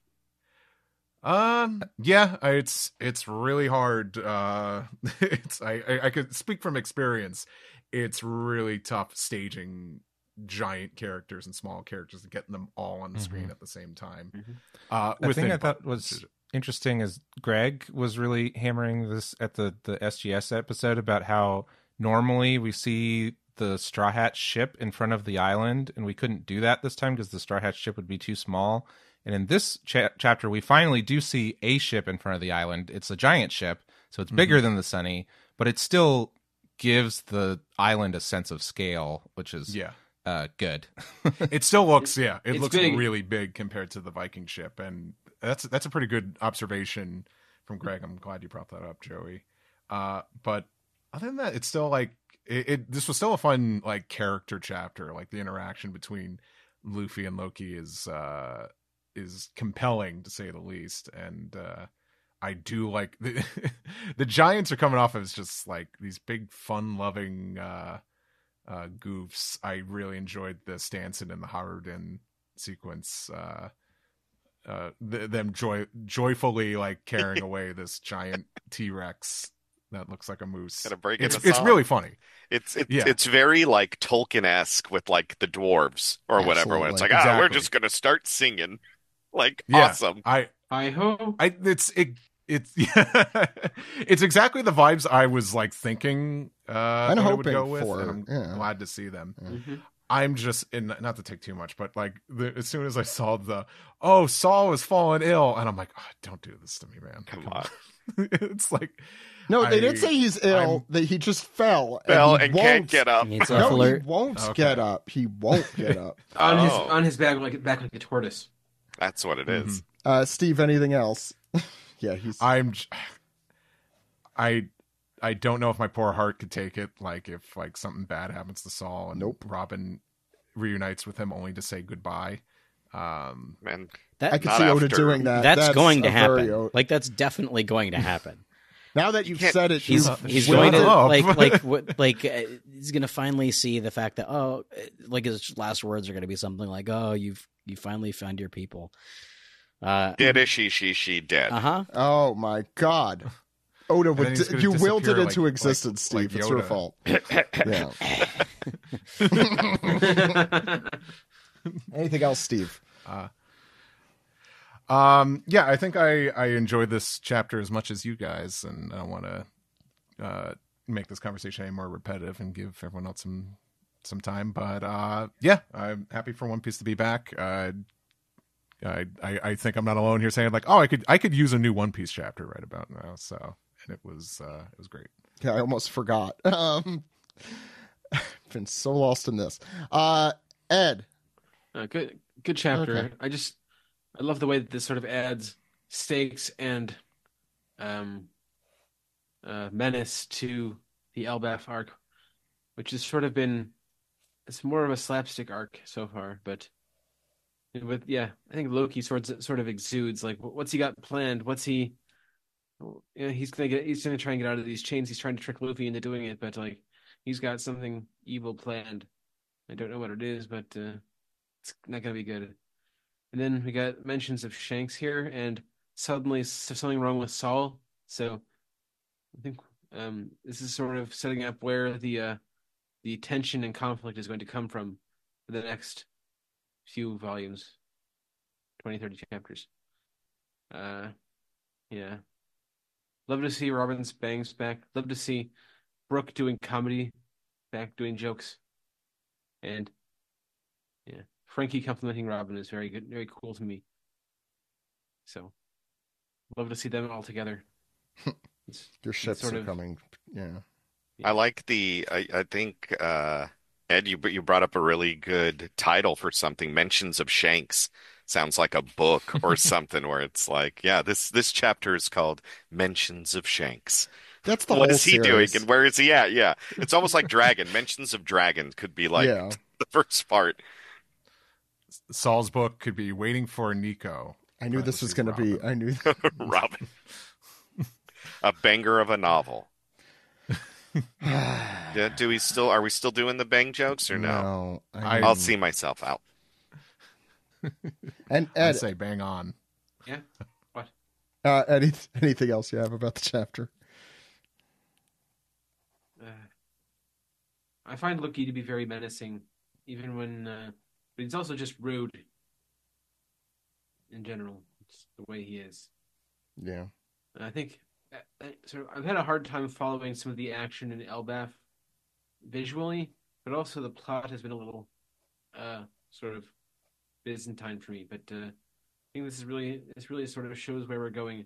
Loki's going to do something, and they're going to have to deal with it. I think that's where we're going with this. Yeah. Yeah. It's what I'm looking forward to now. Alex? I don't Or know Ed, what did you else have to more? say. Sorry. Yeah. No, I'm good. Okay. Alex, welcome. Thank How you. was the chapter? I thought it was great. To paraphrase Vic Fontaine, bada bing, bada bang. There's my man. Yeah. Finally. There's- Finally some DS9 here. Yeah. Use that one. So yeah, I thought this was great. You know, One Piece consistently being on break is a little like, I love it for Oda, but it's like difficult for me right now because, like we're in Elbaf and we're getting stuff, and we could be getting more stuff. But Double. yeah. Straight up, so when you talk about the scale of the giants, the thing that like kind of gets me about like Loki and like specifically and Loki and Roto, I don't care for because I think they're too lanky. Whenever I think giants, Loki I think seems bigger than all the other big giants. burly, like not instead of just Okay. giant people who are just like, you know, I like proportionally big. I want barrel like Oimo. shaped. Yeah. You're not alone. I was kind of thinking the same thing because, like, I thought maybe it was just a minor complaint. We're gonna see more characters, but yeah, like those characters examples, I'm like, yeah, they just seem like tall Yeah. people. Yes. Where it's That's kind of that's just sort of You want a my Stanson. That's what Yes. you want. Yeah. Stanson Stanson is is perfect. Stanson is platonic ideal. Yeah. I want that beef. Yeah. You know, I want that. I like my giants burly and my homos flaming. There's a reason all of us here have facial hair of some sort. We're all aspiring. I'm just saying. I'm like, where are the hosses in Elbaf? Yeah. But yeah, I'm like Needing I like some of that. a traditional like, you know, giant kind of design, and I think it's neat that he's going, you know, different for a lot of these designs, but like that's the thing that's sort of getting me with the like perspective and the scale is that Loki is very lanky, and I think that's sort of throwing me off a little bit. Like, yeah, Steve, Joey, I don't know if you have anything to add there as far as character design goes, but I mean, yeah, when I first saw Loki's reveal, I did have we've already compared him to Doflamingo a couple times this recap, and that was my first impression, is just like, oh, he's like a giant Doflamingo, and you know, it almost made it more like cemented in my mind that he was going to be the villain because he looks like a cool guy that is going to fight against Luffy. But I don't know. Yeah, I'm not like against it because I like a variety of character it just designs. throws me off. That's all. But I definitely understand what you mean. But I also kind of I'm mixed on it because I feel like I like that Oda will go against expectations, but at the same time, drawing a guy that looks like a giant Doflamingo is also kind of the expectation. So, yeah, I'm just kind of waiting to see more. I like that we, personality-wise, are getting a little bit more of a kind of goofy personality from him this week. But yeah, it's hard to say. But I totally know where you're coming from. I liked the sun god design that he had, like the mask and everything. That's really cool. Mm-hmm. Like that thinness kind of belies it's almost like Wicker Man, almost like Pagan. But yeah, like you get Loki, which yeah, I agree with you. It's kind of that twofold where it's like, well, I don't think all giants need to be big and beefy, but if you're gonna pose a big bad or a seemingly big bad. We've waited on this dude, and he looks like Doflamingo. Like maybe that's because his devil fruit is going to make him look So really on cool. the other hand, though, and thinking on it, like the last big villain we had was Kaido. If you're not counting Egghead, and he looks like a giant, like platonic ideal for giant. He's big, burly, bearded. He's built like a street shark. With his tiny Kaido's legs. totally built like a Joss-on, street yeah. shark. So like, I can see maybe the correlation there. I don't know. Like, I didn't really see the Doflamingo comparison until y'all brought it up, and now I keep thinking like, well, maybe there's a reason that we haven't seen Doflamingo's eyes yet, and we haven't seen Loki's eyes yet. Maybe there's some sort of connection there, but maybe that's also just like me feeding the theory machine. I was gonna say that's a very YouTube theory machine. Oh yeah, thing. If I quit my job and be a YouTuber, I'd make bank. All right, I like. Oh, we know, Alex. Not in this climate. Yeah, also true. He's missing his eye, and we find out that's where Zoro's eye went, and he's got one little eye. Okay, so speaking of Zoro, and this is. I just want to chime in the on design. the giant thing one more time. Also want to say I'll revisit a joke we made years ago. It's like actually it's revealed that Doflamingo and Loki just have like Charlie Brown little dot eyes. Like the trope of like the kids like, with like the kids with glasses in cartoons, and when take them off they're or like just Chucky beady from eyes. Rugrats, I guess is the other that we used to think was a sign of awakened Zoan devil fruits. That's right. Oh God, it was. That's I true. don't Minotaurus. I appreciate Alex bringing this up though, because I think this is kind of what's tripping me up a bit with the scale, is because some of the first giants we're seeing in this arc just look like One Piece character. Like you're I say run of the mill, and it's so funny because these days One Piece characters are so obtuse and insane looking, but they do kind of look like their scale kind of convey, like it just seems like, oh, like if you shrunk that down it wouldn't look odd at all. But just I think there's some merit to what Alex brought up. Almost like whole cake. Yeah. So speaking of Zoro, you mentioned Zoro a second ago, and I don't know if you all brought this up at all, but I just listened to the last SGS, and Greg spent a long time talking about the underworld, or the land of the dead, and I keep thinking about that, and I see these fellas with the scythes, right? And Brooke talking about how he visited the land of the dead, and I do wonder if like this will, like, these guys sort of, they give the same vibes as like the devil worshippers before, like, pre-time skip, the One Piece podcast. Wait, are our characters coming back? I wonder. Finally. I actually do wonder. The answer is no. Like, I think it'd be kind of cool if this was a, like, Brooke being like, "Oh, hey, I've been here before." I've been to hell. Yeah. It's frozen. Da da da. I mean, this is also another, like, crackpot theory, but these fellas with the scythes reminded me of that, and if this is indeed the equivalent of the land of the dead, that would make that would correlate a whole lot of stuff.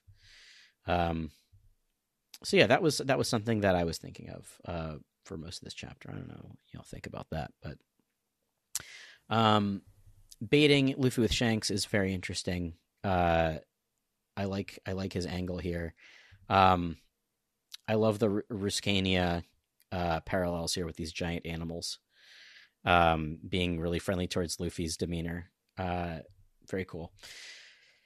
The Strong World animals coming back, I think, is a really smart move, especially since the thing with Strong World was that, like, all these creatures are supposed to be the ultimate evolutions of, like, prehistoric creatures or something, right? Thank you, Alex, for remembering the specifics. I love Strong World. So that's great. Yeah, that's just been a while since I've seen it. I don't know if y'all mentioned this, but you see the shark that I was gonna. I just noticed that the shark that the ants ate at the beginning of the movie. The very long one, the one that's swimming in the water on the last spread. Yeah. I thought that was like it's a this is like a whole blink and you'll miss it, like just cavalcade of fun beasties. I'm gonna do my best to post images of the ones that appear in this one. Because So like moving along here. The giants are great. I really love the new giant pirates. Roto's design is it's whatever, but I this is like Goldberg is my favorite design, I think. Me too. I love I don't know. I just actually have such an affinity for that goofy face and the round Muppet nose. I was going to say the Muppet guy that we saw. The Muppet guy we saw in Egghead with like the little mustache. Do you know what I'm talking about, Alex? He's one of the scientists. No, the giant. Oh, the giant. Yes. Remember from Egghead? Yeah, that's still my favorite of the giant designs. Yeah, kind of looks like Sweetums a little bit. Yeah, exactly. Yeah, that one. That's my favorite. Yeah, like I like a good like classic like Norse looking like Stanson. I think is platonic ideal here. The Hyrudan refresher. I like the image of Doflamingo puppeting Hyrudan. I think that's really fun. I'm like, oh man, if only he did that during the actual story arc. Like, yes, another missed opportunity that I his strings were visible. Didn't even think about. Yeah, but yeah, bringing Doflamingo into the fold, like, if he is in fact somehow related to Loki, it'd be kind of interesting. And last but not least, of course, the bangs are great. This is such a like everybody was sort of waiting for this to happen again, or for like, man, when I was reading this chapter, I didn't see the bangs like almost immediately. I was just like trying to read up there, and when he says I've never cut a woman's hair before, I was like, oh my god, the bob. And then I kind of like glanced down for a second. I saw just the bangs. I was like, okay, that's good too. But like that, the time skip bob that we always just say like this should have been. Like this should have been what it was. So the bangs are great. Robin is great. I love this for her, but this Saul falling and can't get up, life alert situation makes me think, and I mentioned this earlier, that there's gonna be another tearful goodbye, and it's gonna be very sad. And I'm like, I don't know. I feel like he's really teeing up for that. Yourself. Yeah. Anyway, that said, that's like these are my chapter thoughts.com. I'm not buying that domain name. Thank you, Alex. I'll try and keep it short. I think what everyone wanted to talk about this week, the bear with the very cute honeypot, fantastic. Not mentioned enough by the One Piece community how amazing that bear is and how he's always happy even when he's trying to murder. Second thing that everyone is talking about, Brook. Love the hell out of him in this. I love his angry skull joke. I always forget, maybe this is how often Brook is in it, that he gets his own sound effects. That are often just bone. Yeah, exactly. Very funny.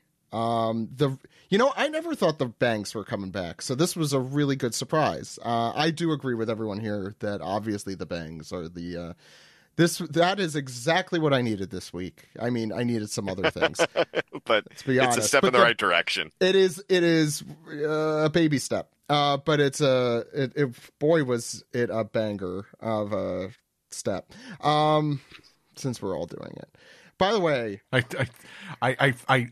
I sense the vitriol in you, Zach. No, I was going to say, if you subscribe to us on Patreon, I see I'm trying to plug more. If you subscribe to us, you get to hear the episode titles and everything and us discuss which one so you get to hear every single bang pun in a row if you do that. Anyway, that was great. I love what I'm seeing so far. I definitely agree with the criticisms that were set forth. So the fact that I like my giants looking like giants, absolutely 100% agree. I agree that the perspective is not always very good in conveying the scale of things. However, story-wise, I have been enjoying it. Setting-wise, I have been enjoying it. We mentioned very briefly the little ones, I think, as he calls them, that Loki calls them, those people. I assume, maybe incorrectly, that if Oda is introducing a group of random folks, that they're going to smell be bad important. canonically. Who canonically smell bad. Thank you, Ed. Now I have that in my nose. You didn't even draw stink lines. Yeah. Curious. You got the stink lines and everything. There it is. No, I'm curious what role they have to play. I think it was discussed here in some detail. I want more animals. I don't care if they're strong world animals or not. I love that Oda is finally getting to do his passion project, which is drawing crazy animals that don't exist in the real world. That is his favorite thing. That's why Strong World had so many of them for really no reason. Nothing like for the plot. Now that Wano is finished, it's his new favorite thing. But it was his favorite thing before Wano, and it's his favorite thing after Wano, just not during it. Although I guess we just talk about Komichio in this chapter too, so something. Very excited for the next chapter. I can't believe how. So I agree with Alex. The breaks are really tough. I was talking to Steve earlier. I'm not doing this. Do not worry. But I'm like, we could really be a monthly podcast because of the amount of chapters that come out lately. Because it's been like one a month, two a month. Sometimes it's not going to happen. No, it's not going to happen, as I said, because no one really wants to listen to a monthly podcast. But yeah, no, I look forward because of that, reading it in one go, even though it just started. Anyway, any final thoughts on this chapter? No, I've said what I want to say. Okay, so we'll take a break and get into some Piece Together. All right. No monthly podcasts.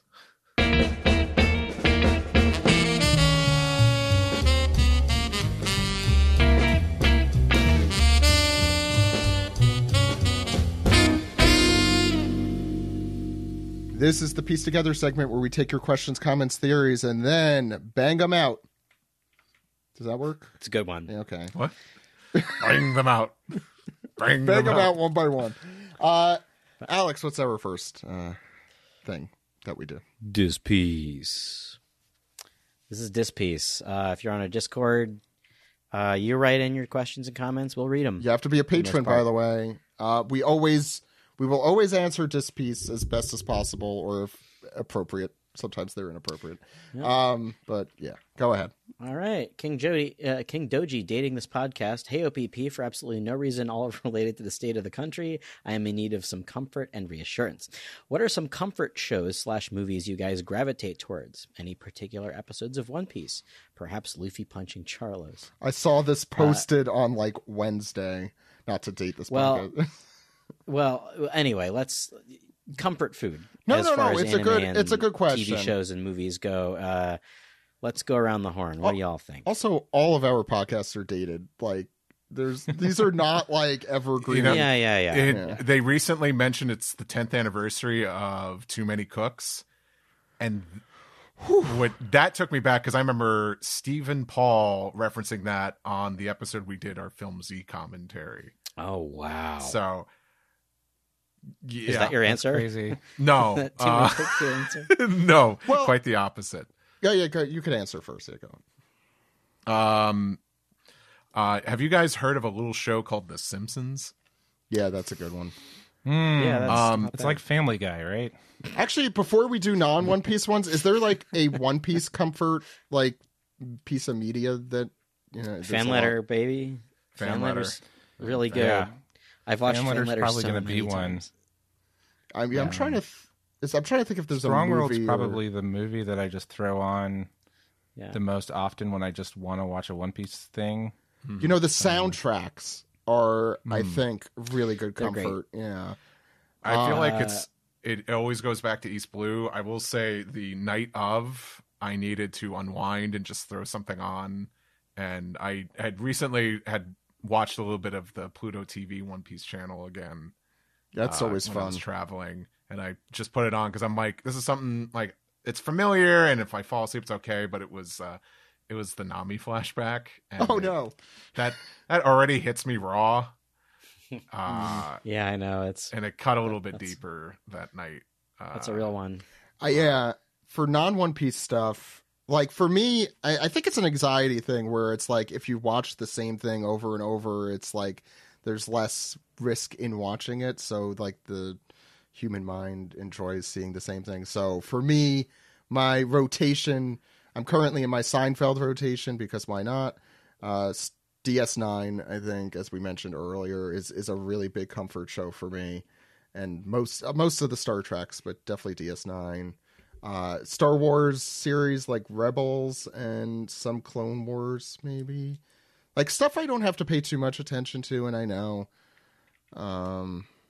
Yeah, those are probably my answers. Like good background shows that I could fall asleep to if I want. Yeah. What about you, Joey? Pee-wee's Big Adventure is a big one. And the Pee-wee Christmas special, but I kind of don't watch that unless it's like Christmas time. But the first Truck Rascals movie, Truck Yarrow, if you swing that way, has become a big like calming movie for me. In times I'm stressed, I throw that on.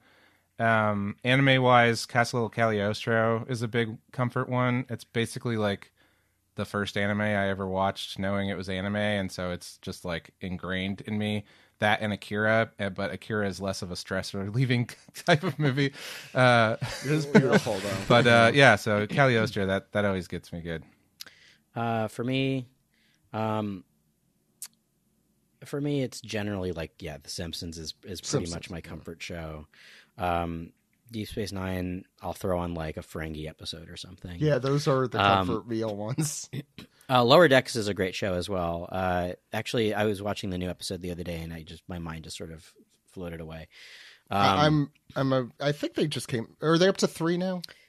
5. Oh, okay. So I've only seen the first 2. No, not season. And this is the final season. No, episode. Oh.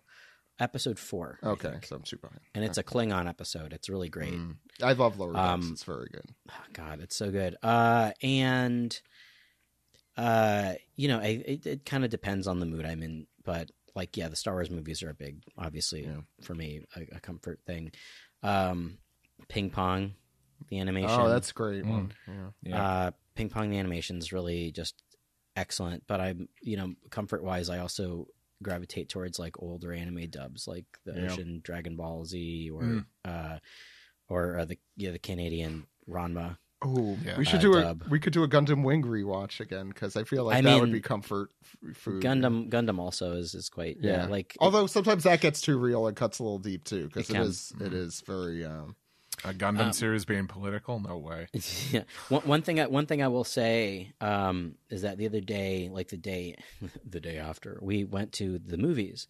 We went and we saw Anora, which is quite funny, quite beautiful, sad, but also mostly funny. And go to the movies.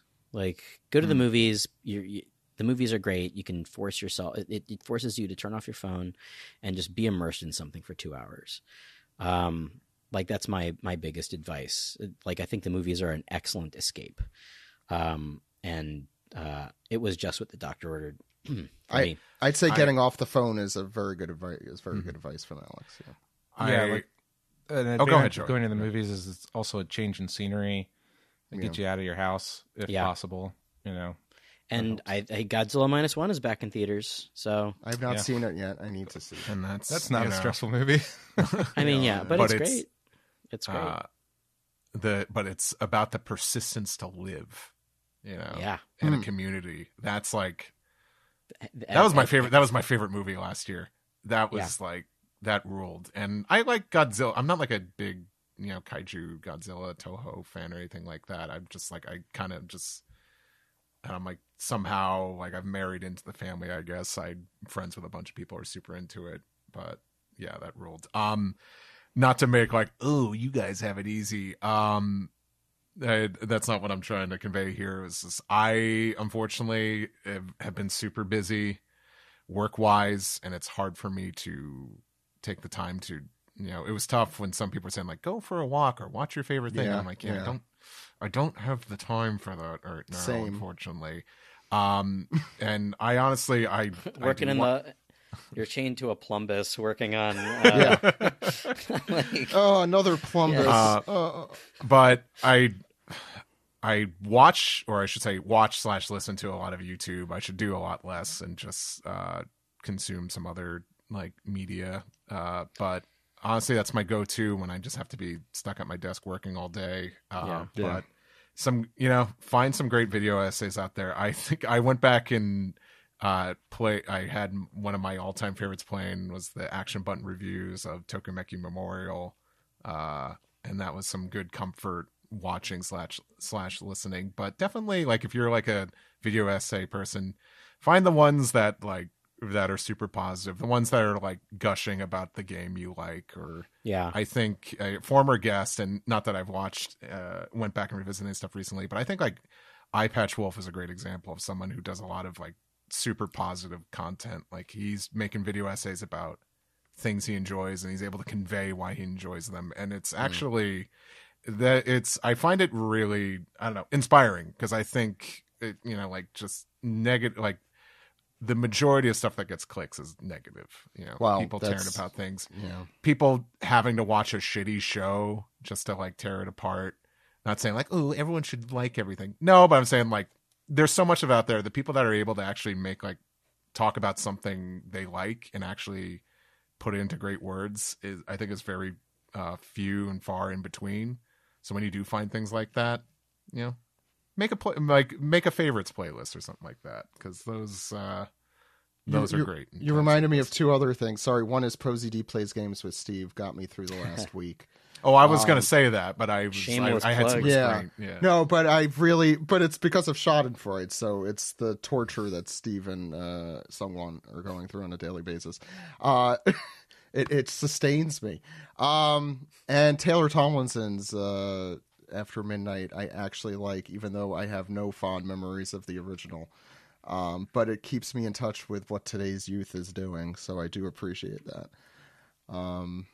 Those are my YouTube, what do you call them? Alex, what's the next question? We should probably go to the second of the questions. Yes, the second, yeah. Narthon says, hey, OPP, how yin's doing? Will the crew use the big Albath tree as a space elevator to enter the Outer Space Saga? Hang in there. That's pretty great. Straight yes. I have nothing else to say. Like a rocket, and it just... That would be great. They have space elevators like in Gundam 00, I think it was. Oh, yeah. That's a great idea, though. I love that. Me too. Cut, print. For the last time, Brendan, you can't print audio or print video. Big Mike posted a screen cap of Boa Hancock wearing Luffy's fake mustache. From this, I love that scene. It's a Mia Luffy. That one, wasn't that what we called it? Yeah, that's the one. And he says, "Why is Boa Hancock so adorable?" Beautiful. She's the most beautiful.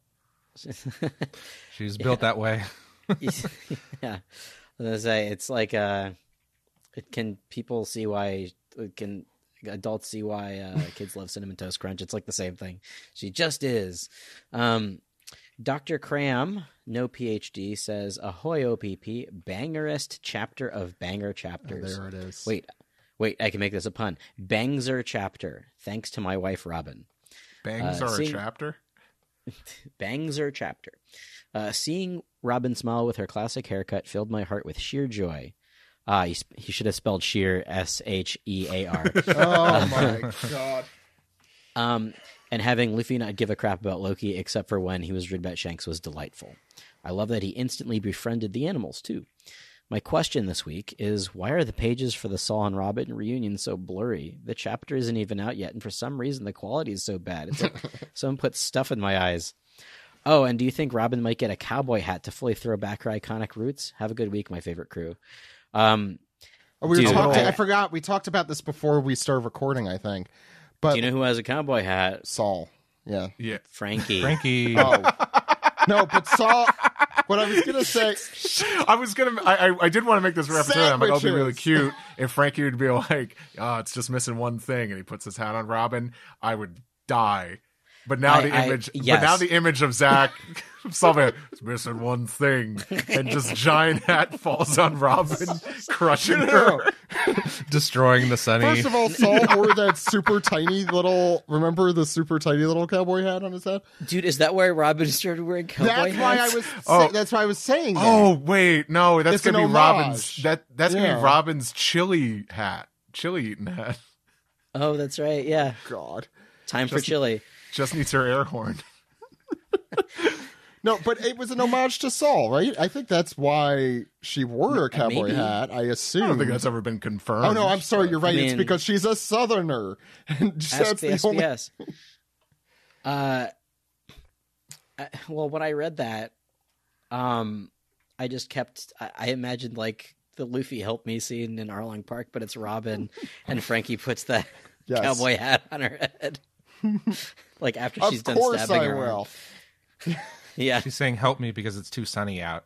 She needs some shade. Help me, the sun. Another episode image possibility. No, let's Very let's good. stick with what we're doing. Yeah. anyway, great. That was great. Reverse Dino Moose, fantastic. Says, howdy y'all. We are all excited for the return of our favorite character, Robin's bangs, and the confirmation of the Adam Tree being on Elbaf theory. But there's we have good a fans, mystery guys. afoot. Yeah, I mean, we knew that the Adam Tree was on Elbaf, right? I thought Yeah. that was I already knew. a known. I don't think it was known, but it was very heavily implied. Yeah. Okay, so here's the question. But there's still a mystery afoot. What the heck is a painter? It seems like something that could be used to carry a giant reptilian moose in a way Hyrudin calls cowardly, but the name is not very indicative. And also, why is Brook the designated hairstylist when Sanji, Usopp, and Nami aren't around? We know he takes good care of his hair, but he hasn't had to cut it since he died and stopped growing it. Why not Frankie or Jinbei? Let's get that one out of the way first, so we can talk about the painter thing, which I don't know I if have no Steven idea. mentioned Oh. anything there. No, There's a Steven couple wasn't different here, like pieces of lore because sunstones is also a term that we don't know what that is, right? Oh, true, yeah. I mean, I could Oda look loves it doing up. this kind of thing Yeah. too, where he just Yeah, so painter and sunstones. That's very interesting. I would have liked to hear from Steven if that's just what they're saying with English words or if that's something he had to interpret or Oh, what. there's a medieval. Do you think Stephen Paul did this on purpose? Yes. Is that just a meme amongst the us? I think it might be. Yeah. Yeah. Shut up. What was It's the a other? secret. I'm looking up. There is a medieval thing called a sunstone that was a navigational device. I mean, I'm literally skimming the Wikipedia page, but there is a lot of stuff about it. Sunstone. Well, it's going to help Luffy evolve into Sunflora. There it is. What was the second question there, Alex? Yeah, why is Brook the de facto haircut guy? We did answer that. To be We fair, did, yeah, we talked about that earlier. 53 mythology references says, help OPP, he's fallen and he can't get up.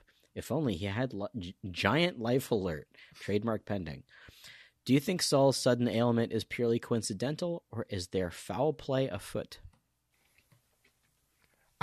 The weird thing, and I said it before, is he says he doesn't want to get up, right? That's what they say. It's not that he can't get up. I mean, we're doing that because of the commercial, but he says he's fallen and he won't get up, which is an odd that ideology. Can't get up. That might have been Steven trying his best to not make it exactly like the Life Alert quote. Why would he try to not make it sound like the Life Alert quote? Yeah, I mean, maybe he did that. I on was going to purpose, say, I thought Stephen Paul it's- did this intentionally, I think. I think it's because it has like weight to it. Like it's a and it's a little reductive to make it. I really think reference. it's just a clip. Like, you might be right at the end of the day that this is going to be a story about Saul's death and all that. But I think this is just a cliffhanger for the sake of being a cliffhanger, which Oda does do sometimes. Like, Nope. oh no, not what's going to happen getting next up from week? this floor. What's going to happen next week? Ooh, I'm really enjoying this book while reading on the floor. I like it. Yeah. I do like What if the... Oda- Saul's a medical doctor. I was going to say, or- I like how he got his PhD or whatever it is. Yeah. Yeah. I don't think he's a medical doctor. I think he's like a professor. No, I mean, Yeah, because right. he's like That's We what I don't- would think. Like Yeah. how Dr. Evil is not necessarily a medical doctor. He just Well, no, he went he went to Evil school. Medical School. Oh. Yeah, I was going to add, Saul, when he landed on O'Hara, did not have any background in any academia. He was just a vice admiral. Look, Little- Clover probably gave him. An No, he honorary took all the PhD. books when they died. So he studied self-taught. And then he tells you what an Oh, so he's- isosceles triangle is. Oh, so he's more like a doctor like Dr. Venture who didn't actually finish school. I don't think he even went to school. He's self-taught. My friends call me TS now. Let's see. So, moving along. Super Nintendo Chalmers says, this is awesome, by the way. Thanks to this podcast, I now have Kirk Van Houten as the default voice for Loki after his failed proposal to Lola. Since Kirk married a woman that looks like his sister, does this mean Loki will look like he could be Lola's brother when we get the face reveal? I'm still upset he doesn't look frumpy. Mike Patton, Domance Dawn, keep that in mind for whenever you get to Loki. That's a Kirk Van Houten. Yeah, absolutely.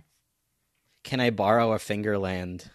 That's after they make like Steve Buscemi's character like Hody Jones for some reason. I don't know. All right. Sailor Karna's Universal says, Luffy holding back on Loki was unexpected. I expected a full punch to the face and not a warning shot. Nobody talks crap about Shanks while Luffy is around. I don't know if that was a warning shot, was it? I think I think he dodged. Maybe dodged. Yeah. You missed it, Alex. I said he did the super final special edition Han Solo CGI neck movement. Yeah. I love you, man. I know. Very good.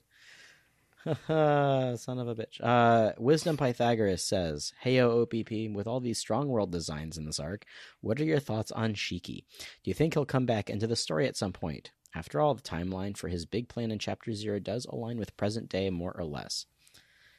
I think we'll see him in flashbacks, right? Like we usually have seen him in flashbacks, and I think this was also brought up on an SGS some time ago, pretty recently, right? About how Shiki is like canonically, like he is like Strong World didn't canonically happen, but Shiki as a character is canon, right? Yeah, I would guess that Oda doesn't want to contradict or confirm Strong World, and so him appearing in the present makes it kind of messy. But I mean, he does what he wants. So what's great about Strong World, at least, I was going to mention this earlier, but didn't feel the need to, but it's like the one of the I call the modern One Piece movies when I realize like it's been like 15 years now. Yeah. Like Strong World could easily be placed in the timeline. I am talking about of the latest generations, like because that it could totally take place before Shibondi. Meanwhile, Film Z makes absolutely no sense. But it's so good. As well as Film Gold and Stampede. Yeah, there's it's funny because there's certain elements in like if Sabo and Lucci didn't show up, I think Film Gold could have been inserted somewhere. You're right. You got to have that fan service. Yeah, you do. And maybe if Aokiji like Wansei was in it too, and that's what's important. That's right. Hopkins Hat 15 has our final disc piece today. Hey OPP, how it be? Haven't had a chance to read the newest chapter yet, but I'll get to it. I got into One Piece from borrowing them from the library. What books did you all grow up reading at the library? This is a great question. I'll say my library time has, I don't even know the exponential percentage once I had a kid who, the library is just a real refuge. God, I read everything. I used to just consume at the library. Joey, you're right there. So my first love of comics were comic strips, and I loved like comic strip books and stuff. But the first time I ever read anything that's like a narrative comic were Tintin books from the library. So that was a big thing for me to kind of see a story told through comic form. And how is that? I've later in life even found out that I was getting a little international taste because they're Belgian comics. I've never read library. Tintin. Yeah. That's a great library. You grew up in a college town. Yeah. Oh, that makes sense. Yeah. Yeah, no, Tintin's really great. I did my my thesis on Hergé when I was in college. Oh, that's cool. And I did like a self-portrait of him with cartoon Tintin next to him. That's awesome. To this day it's like one of my favorite pieces I've ever made. I did it like all in charcoal. That's awesome. Yeah, I really love Tintin. I mean, like my dad's, from Europe, so he grew up reading that to me when I was a kid as well. I used to really like the show, but I never knew when or where it was on, and I still to this Nickelodeon. day. It was on Nickelodeon. Yeah. Okay, but it was a Canadian import production. Yeah, yeah, I like the show too. I haven't seen it as an adult, but no, I liked me it neither. when I was a kid. Yeah, it just brought back a wave of memories. Yeah. Get on my Plex; it's on there. I will. When I was a kid, I had a lot of fond memories of going to the library every week for story time. That would end great. Yeah. Going and picking out a book. My favorite books to read were all like, picture books, but like that had animals. And Bill Pete was like my favorite. Like Bill Pete's books, like Hair Raising Adventure. Eli is one of them, and I think Eli's Hair Raising Adventure, I think it's called. About a lion who takes like hair tonic and it just continues to grow and like envelops all these animals in the Serengeti. When we went to Japan and we met the editors, those were two books I gave to pass on to Oda. Oh, because the way he draws animals like in zebras and giraffes reminds me of Bill Pete's distinctive style. But yeah, Bill Pete books, and I can't wait to expose my kid to that. Yeah, you need to send me a list of recommendations, Alex, at some point, and Joey. I'm gonna assign you all something. I was a real nerd. When I went to the library, I was, if this is surprising to anyone, I was very into astronomy as like a kindergartner. So I would just consume books with pictures of planets, basically, or anything about planets or stars or whatever. And now all that Pluto knowledge has gone to waste. I'll never be able to use it. Oh, there was a great dinosaur book I really liked by Aliki. I forget what it was, like what the title was, but I had this book, and then they covered it on Reading Rainbow. And that was a really fun thing when I was a kid. I was like, oh my God, I have that book. When I wish I remembered all like the books that I'm starting to, because I'm using some of them, like the Chicken Soup with Rice and Maurice Sendak. I'm falling in love with again. I just like love his everything. But what was I gonna say? I'm relearning what I love, but I love hearing what other people grew up with too, because it's always a little different. Okay, the pen name is Aliki, and they did a series of like dinosaur bone books, like My Visit to the Dinosaur Museum, My Dinosaurs Are Different. Like, there's a whole bunch of like really great dinosaur books by this author. So look out for those too. Those of you who have kids. Oh yeah, I totally recognize these books. Yeah. Definitely. Okay, I'm gonna collect these all from all of you, and I need to get Joey's books. What was the age range again for Merlin? I mean, the publisher recommends 3rd through 5th grade. Yeah. But I have readers that are younger and older than that.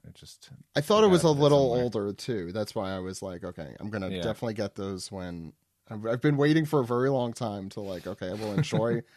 That's the thing. I was talking with Steve earlier. Like, I'm excited to get Legos again, and but I'm waiting until it's appropriate, because then I have an excuse to buy them. Yeah. Alex, was that it? That was it. Yeah. Okay. We could take a journey to the subreddit archipelago. I guess, should I be Steven this week? Yeah. Do it to it. Okay. Stephen, just be calm and no anxiety whatsoever. Amiibo Hunter 000 says, "Hey OPP, love the podcast. This arc is going to be epic. I'm as excited as Luffy to see more of Elbaf. So, oh god, I have to pronounce these. So it's kind of hard to see, but I'm pretty sure Loki has a hammer on his back. Do you think that could be? Can you guys say Thor's hammer name? Because I'm not going to. Isn't it like Mjolnir? That's it. Yep. There's a J in it. If so, do you think there is a Thor in One Piece? Maybe Loki stole it from Thor. Between that, the rainbow that could be the Bifrost, and hints at a different realms of I know what it is. Yggdrasil, that's it. Someone has to write these phonetically for me. With Niflheim, am I saying that right? Yes. The Ice King being the being of the underworld. I think that Oda is going to lean very hard into the Norse mythology. I hope so. I know very little about it, so it's all good. Do you worry it will be less exciting if there are more direct references to actual mythology, or do you trust Oda to put his own twist on it to keep it interesting? Keep up the amazing work. I'm just going to say this yes. Makes me think of how there were all sorts of predictions about where Wano would go based on like Japanese history, Japanese film, et cetera, et cetera, et cetera. And it was just not at all what Wano was about. Oda never does. So I kind of feel like Oda doesn't want the story to be predictable. He doesn't want to be told what to do. I think he'll just take what he wants and leave everything else behind. Yeah, agreed. Totally. Yeah, that's I couldn't have said it better. I mean the Elbaf with an F argument like is I think a testament to that as well. Like, I don't know. I think it's whatever I like he wants. Elbaf with an F, but it's not important. Same, I do, and it isn't. Yeah, same. Like I'm like whatever. It's like one of the. I mean, I know I'm sure he doesn't care. I know it's a thing from. Well, I guess whatever. I'm not. It's not important. Until a new One Piece movie comes out where Big News Morgan's revealed. It's like the eternal pose to Elbaf. It's Fable spelled backwards.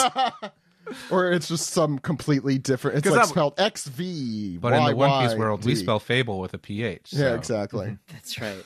Yeah, that's true. Erubafu. Well, there's nothing more fictional or fabulistic than spelling Fable wrong.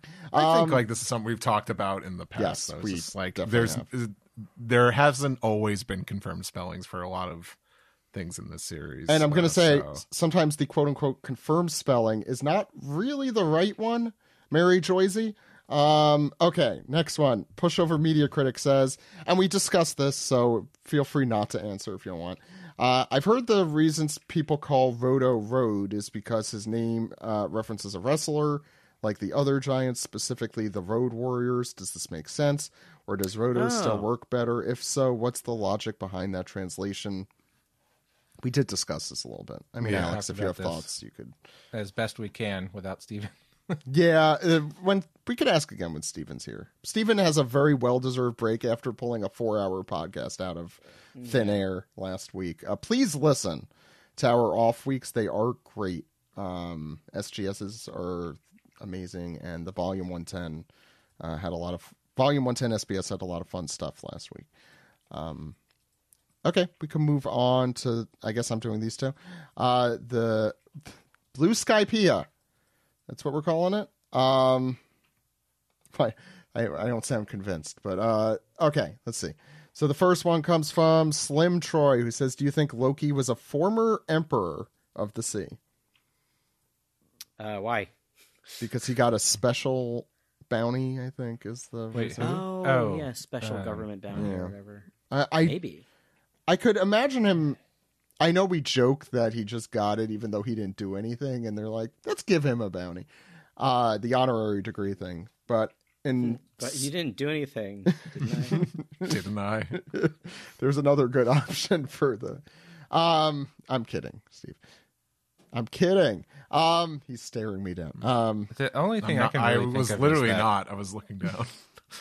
This man is a liar. That like I mentioned, like that it has something to do with him being royalty, and they're worried about it, like disrupting political powers or something like that. But I don't know. I mean, Elbaf seems similar to Wano in that it's like a rogue country, which makes sense. And there was a lot of talk with the Mother Carmel stuff about how giants hadn't really been in the fold of the military before up until that point. So, I mean, it could even just be like, yeah, he's the head of the giants or one of the heads. So therefore, we want him dead or alive for such and such reasons. Alex, not you, Ace Stars S, says, what do you all think Loki's devil fruit is? And do you think said fruit ability could tie into why he claims to be the sun god? No idea. I was thinking about this. We've already had a flame fruit. Luffy's got Nika fruit. We have a magma fruit already. Like, could we have the Pika Pika? That's Kizaru's fruit. What is it called? The Glint fruit, I guess. Yes. Like, what more can we do? The light, maybe it's just light, or a sun fruit. I don't like. What could there possibly be? Like, I don't know. And he's got like a legendary devil fruit, so I wonder if it's maybe it's a Zoan type, like a mythological Zoan type, or Nika is the sun god, right? Nika is, yeah. So Nika is the sun god. But that's what Luffy has. Yeah, like maybe it's another god. Like I like other than Nika. I like the theory that it's the real gum fruit, even though they keep saying that doesn't That's exist. fun. But I think it's the raisin bran devil fruit. Mr. Sun. I get it. Yeah, Now. two scoops of sun or whatever.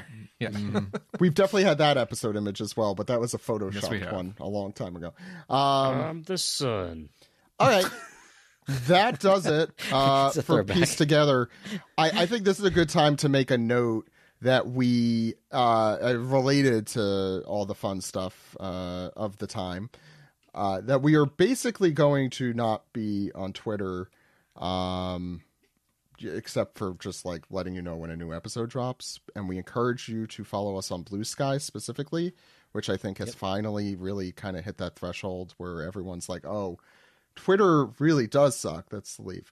And so please follow us. It's at onepiecepodcast.com.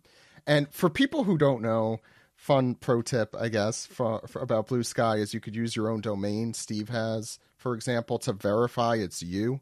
So other people don't impersonate you with another account. So if you have your own domain name for whatever reason, you could do that. But yeah, it really is kind of the end of an era, because I remember in 2009 when we first got on Twitter and how much I hated it then. And really things came back full circle. And here we are, social media. Anyway, we're going to round off right after these messages.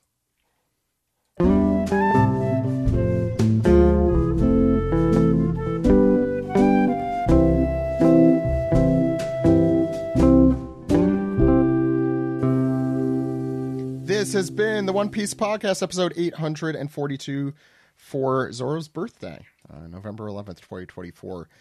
I do want to say thank you, everyone out there, for listening, and I want to restate that, especially we talked about comfort movies and comfort shows, and I hope we could be a comfort for all those out there who need a distraction, which I certainly do, and I want to thank everyone here, including Anthony and Ed, who had to take off, for coming on the show and providing a much needed distraction for myself as well. And just to remember that, you know, what we have here in this moment is always precious. Sorry, I didn't mean to get all corny, but there we are. You could check us out at onepiecepodcast.com. I want to specifically say, please support us on Patreon at patreon.com/onepiecepodcast. And the reason I'm saying that is because we have amazing folks like Kirsten and Greg is creating content, and we've been putting up, although it's been a little bit, Ree's comic strips, for example, the Doodles. And I'm hoping we could put more and more fun content related to One Piece in our podcast on our website.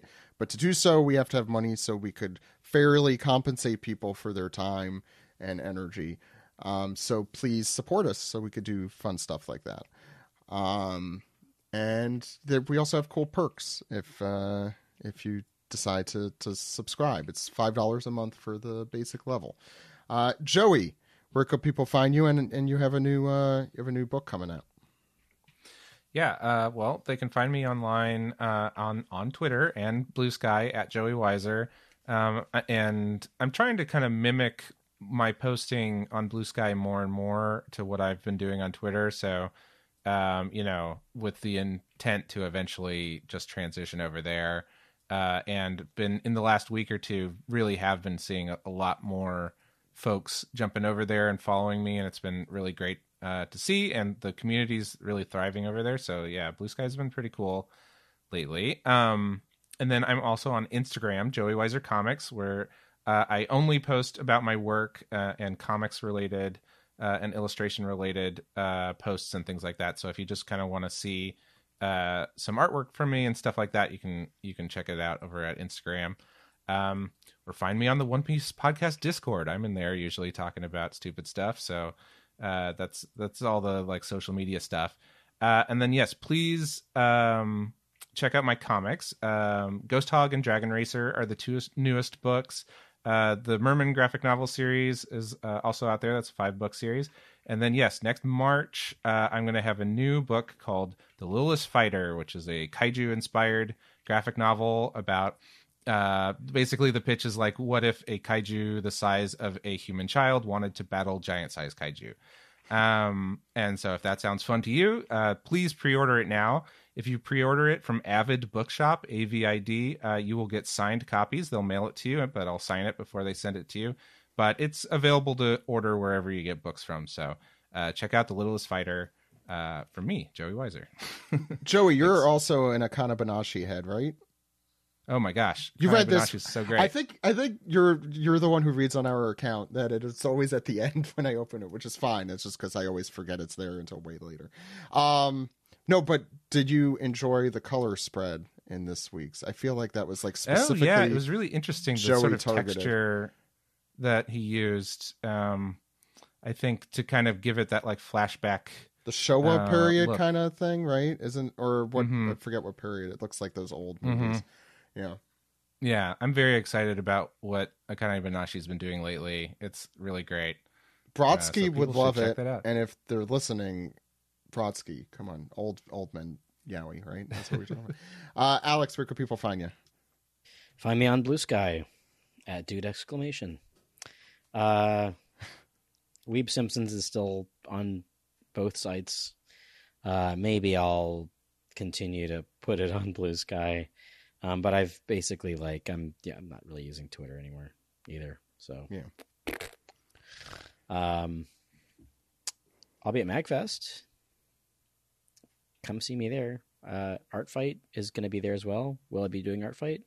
Probably. We'll see. We haven't discussed that any at all on our side, but I'll be there. Steve. And his best friend Steve might pop in to wish him luck. Actually, yeah, I will say I'm gonna be at MagFest too. Am I ready? No, but I'll be there. Tabling in the exhibitors quadrant. Tabling outside the hotel where no one else is. No. I was gonna make a certain joke, but I didn't want to give a certain someone any publicity. You can figure it out. Yeah, I think I did. Social media. I hear Twitter's great. That's a lie. But I'm still on there. I'm on most social media. It's just at Steve Yurko. Follow me wherever you'd like. I can't guarantee I'm posting anything, but Blue Sky has really kind of becoming like a very artist-driven community that I think I've always enjoyed being a part of. So I think if you haven't made the jump yet, I would consider it. It's pretty cool there. And then listen to me on 4Kids Flashback with Tara Sands. Listen to me on ProZD Plays Games with ProZD on YouTube. And I should mention, I guess I am going to be at some cons more cons besides MagFest in the coming future. Just a moment. Yeah, okay. I agree to these things. I liked how you stalled for time there. I really appreciate. I felt it. Yeah, I'm actually, speaking of ProZD, aka Sungwon, I'm going to be helping him out at a couple conventions. This coming weekend, I'm going to be at Anime Oklahoma. I'm going just to Oklahoma. I've never been to for Oklahoma. A con. Yeah. Neither have I. So I guess where the wind comes sweeping down the plain. Oh, here we go. But I'll be there helping him out at his booth, and just I guess I'll just be around. So if you happen to catch me there, feel free to say hi, and yeah, let me know who you are. I always like people say hi, but no, if you do say hi, and say if you listen to the show, or social security number, birth date, security. But yeah, just feel free to say hi and be like, hey, I listened to the show or something like that, and I'll gladly give you the time. And also, I'll be helping him out at Holiday Matsuri in Orlando, Florida. Yeah, for a con. That's the one I should have said that to. You're right. Yeah, Florida. So, and I think Vero is going to. So we'll probably be hanging around that convention. So feel free to say hi to us if you spot us. I'll gladly give you the time, and we'll talk about whatever. That's Steve. That's Steve. It's just how the episode ends. And that's Steve. Yeah, you can check me out at zach.onepiecePodcast.com on Blue Sky. I'm trying to be slightly active there. I should post more dog photos because that's what my whole thing was back in the day. You can also find us at OnePiecePodcast.com. Anywhere you get your social media, Blue Sky, One Piece Podcast, Instagram. I almost thought you said where you get your social security numbers. Really want those social security numbers. No, I'm kidding. Mostly. You could follow us at I just reopened our Facebook page, but it's very bare. I saw, and I was like, what? So Facebook took it. We had more followers there than we did on Twitter. I think we had over 50,000, and they just took us down for no reason and no explanation. And I realized, I could just reclaim it. So we have it there. If you're using Facebook, you could follow us there. I can't wait to post AI images and stolen content. Sorry. No. I can't wait to bomb some Dodongos. Golly. You can also find us at our phone number, which is 347-497-MAJI. MAJI, nobody calls it. I can't believe we're sunsetting Peace the Tweet before the Skype number. No, I'm doing this. It's a come on. 347-497-6254. Call anytime. Anytime. With your questions, comments, theories. But probably doubt. Or whether the Bangs are back in town. Thank you all for another wonderful episode. We'll see you next week with the One Piece Podcast. Subscribe, rate, review. You know what to do. Apple Podcasts, Spotify, whatever. I'll see you later, everyone. My name is Zach. My name is Steve. And my name is Alex. And that's Joey over there. Hi, Joey. See you next week. I'm not a host, but my name's Joey. We'll see you next week, everyone. Goodbye. Bye-bye. Bye. Them wild-eyed bangs that had been away haven't changed. Had much to say. Wow. But man, I still think them bangs are crazy. Crazy. Which poet wrote that? He goes by the name of Thin Lizard. That's what I call Robin's bangs. What?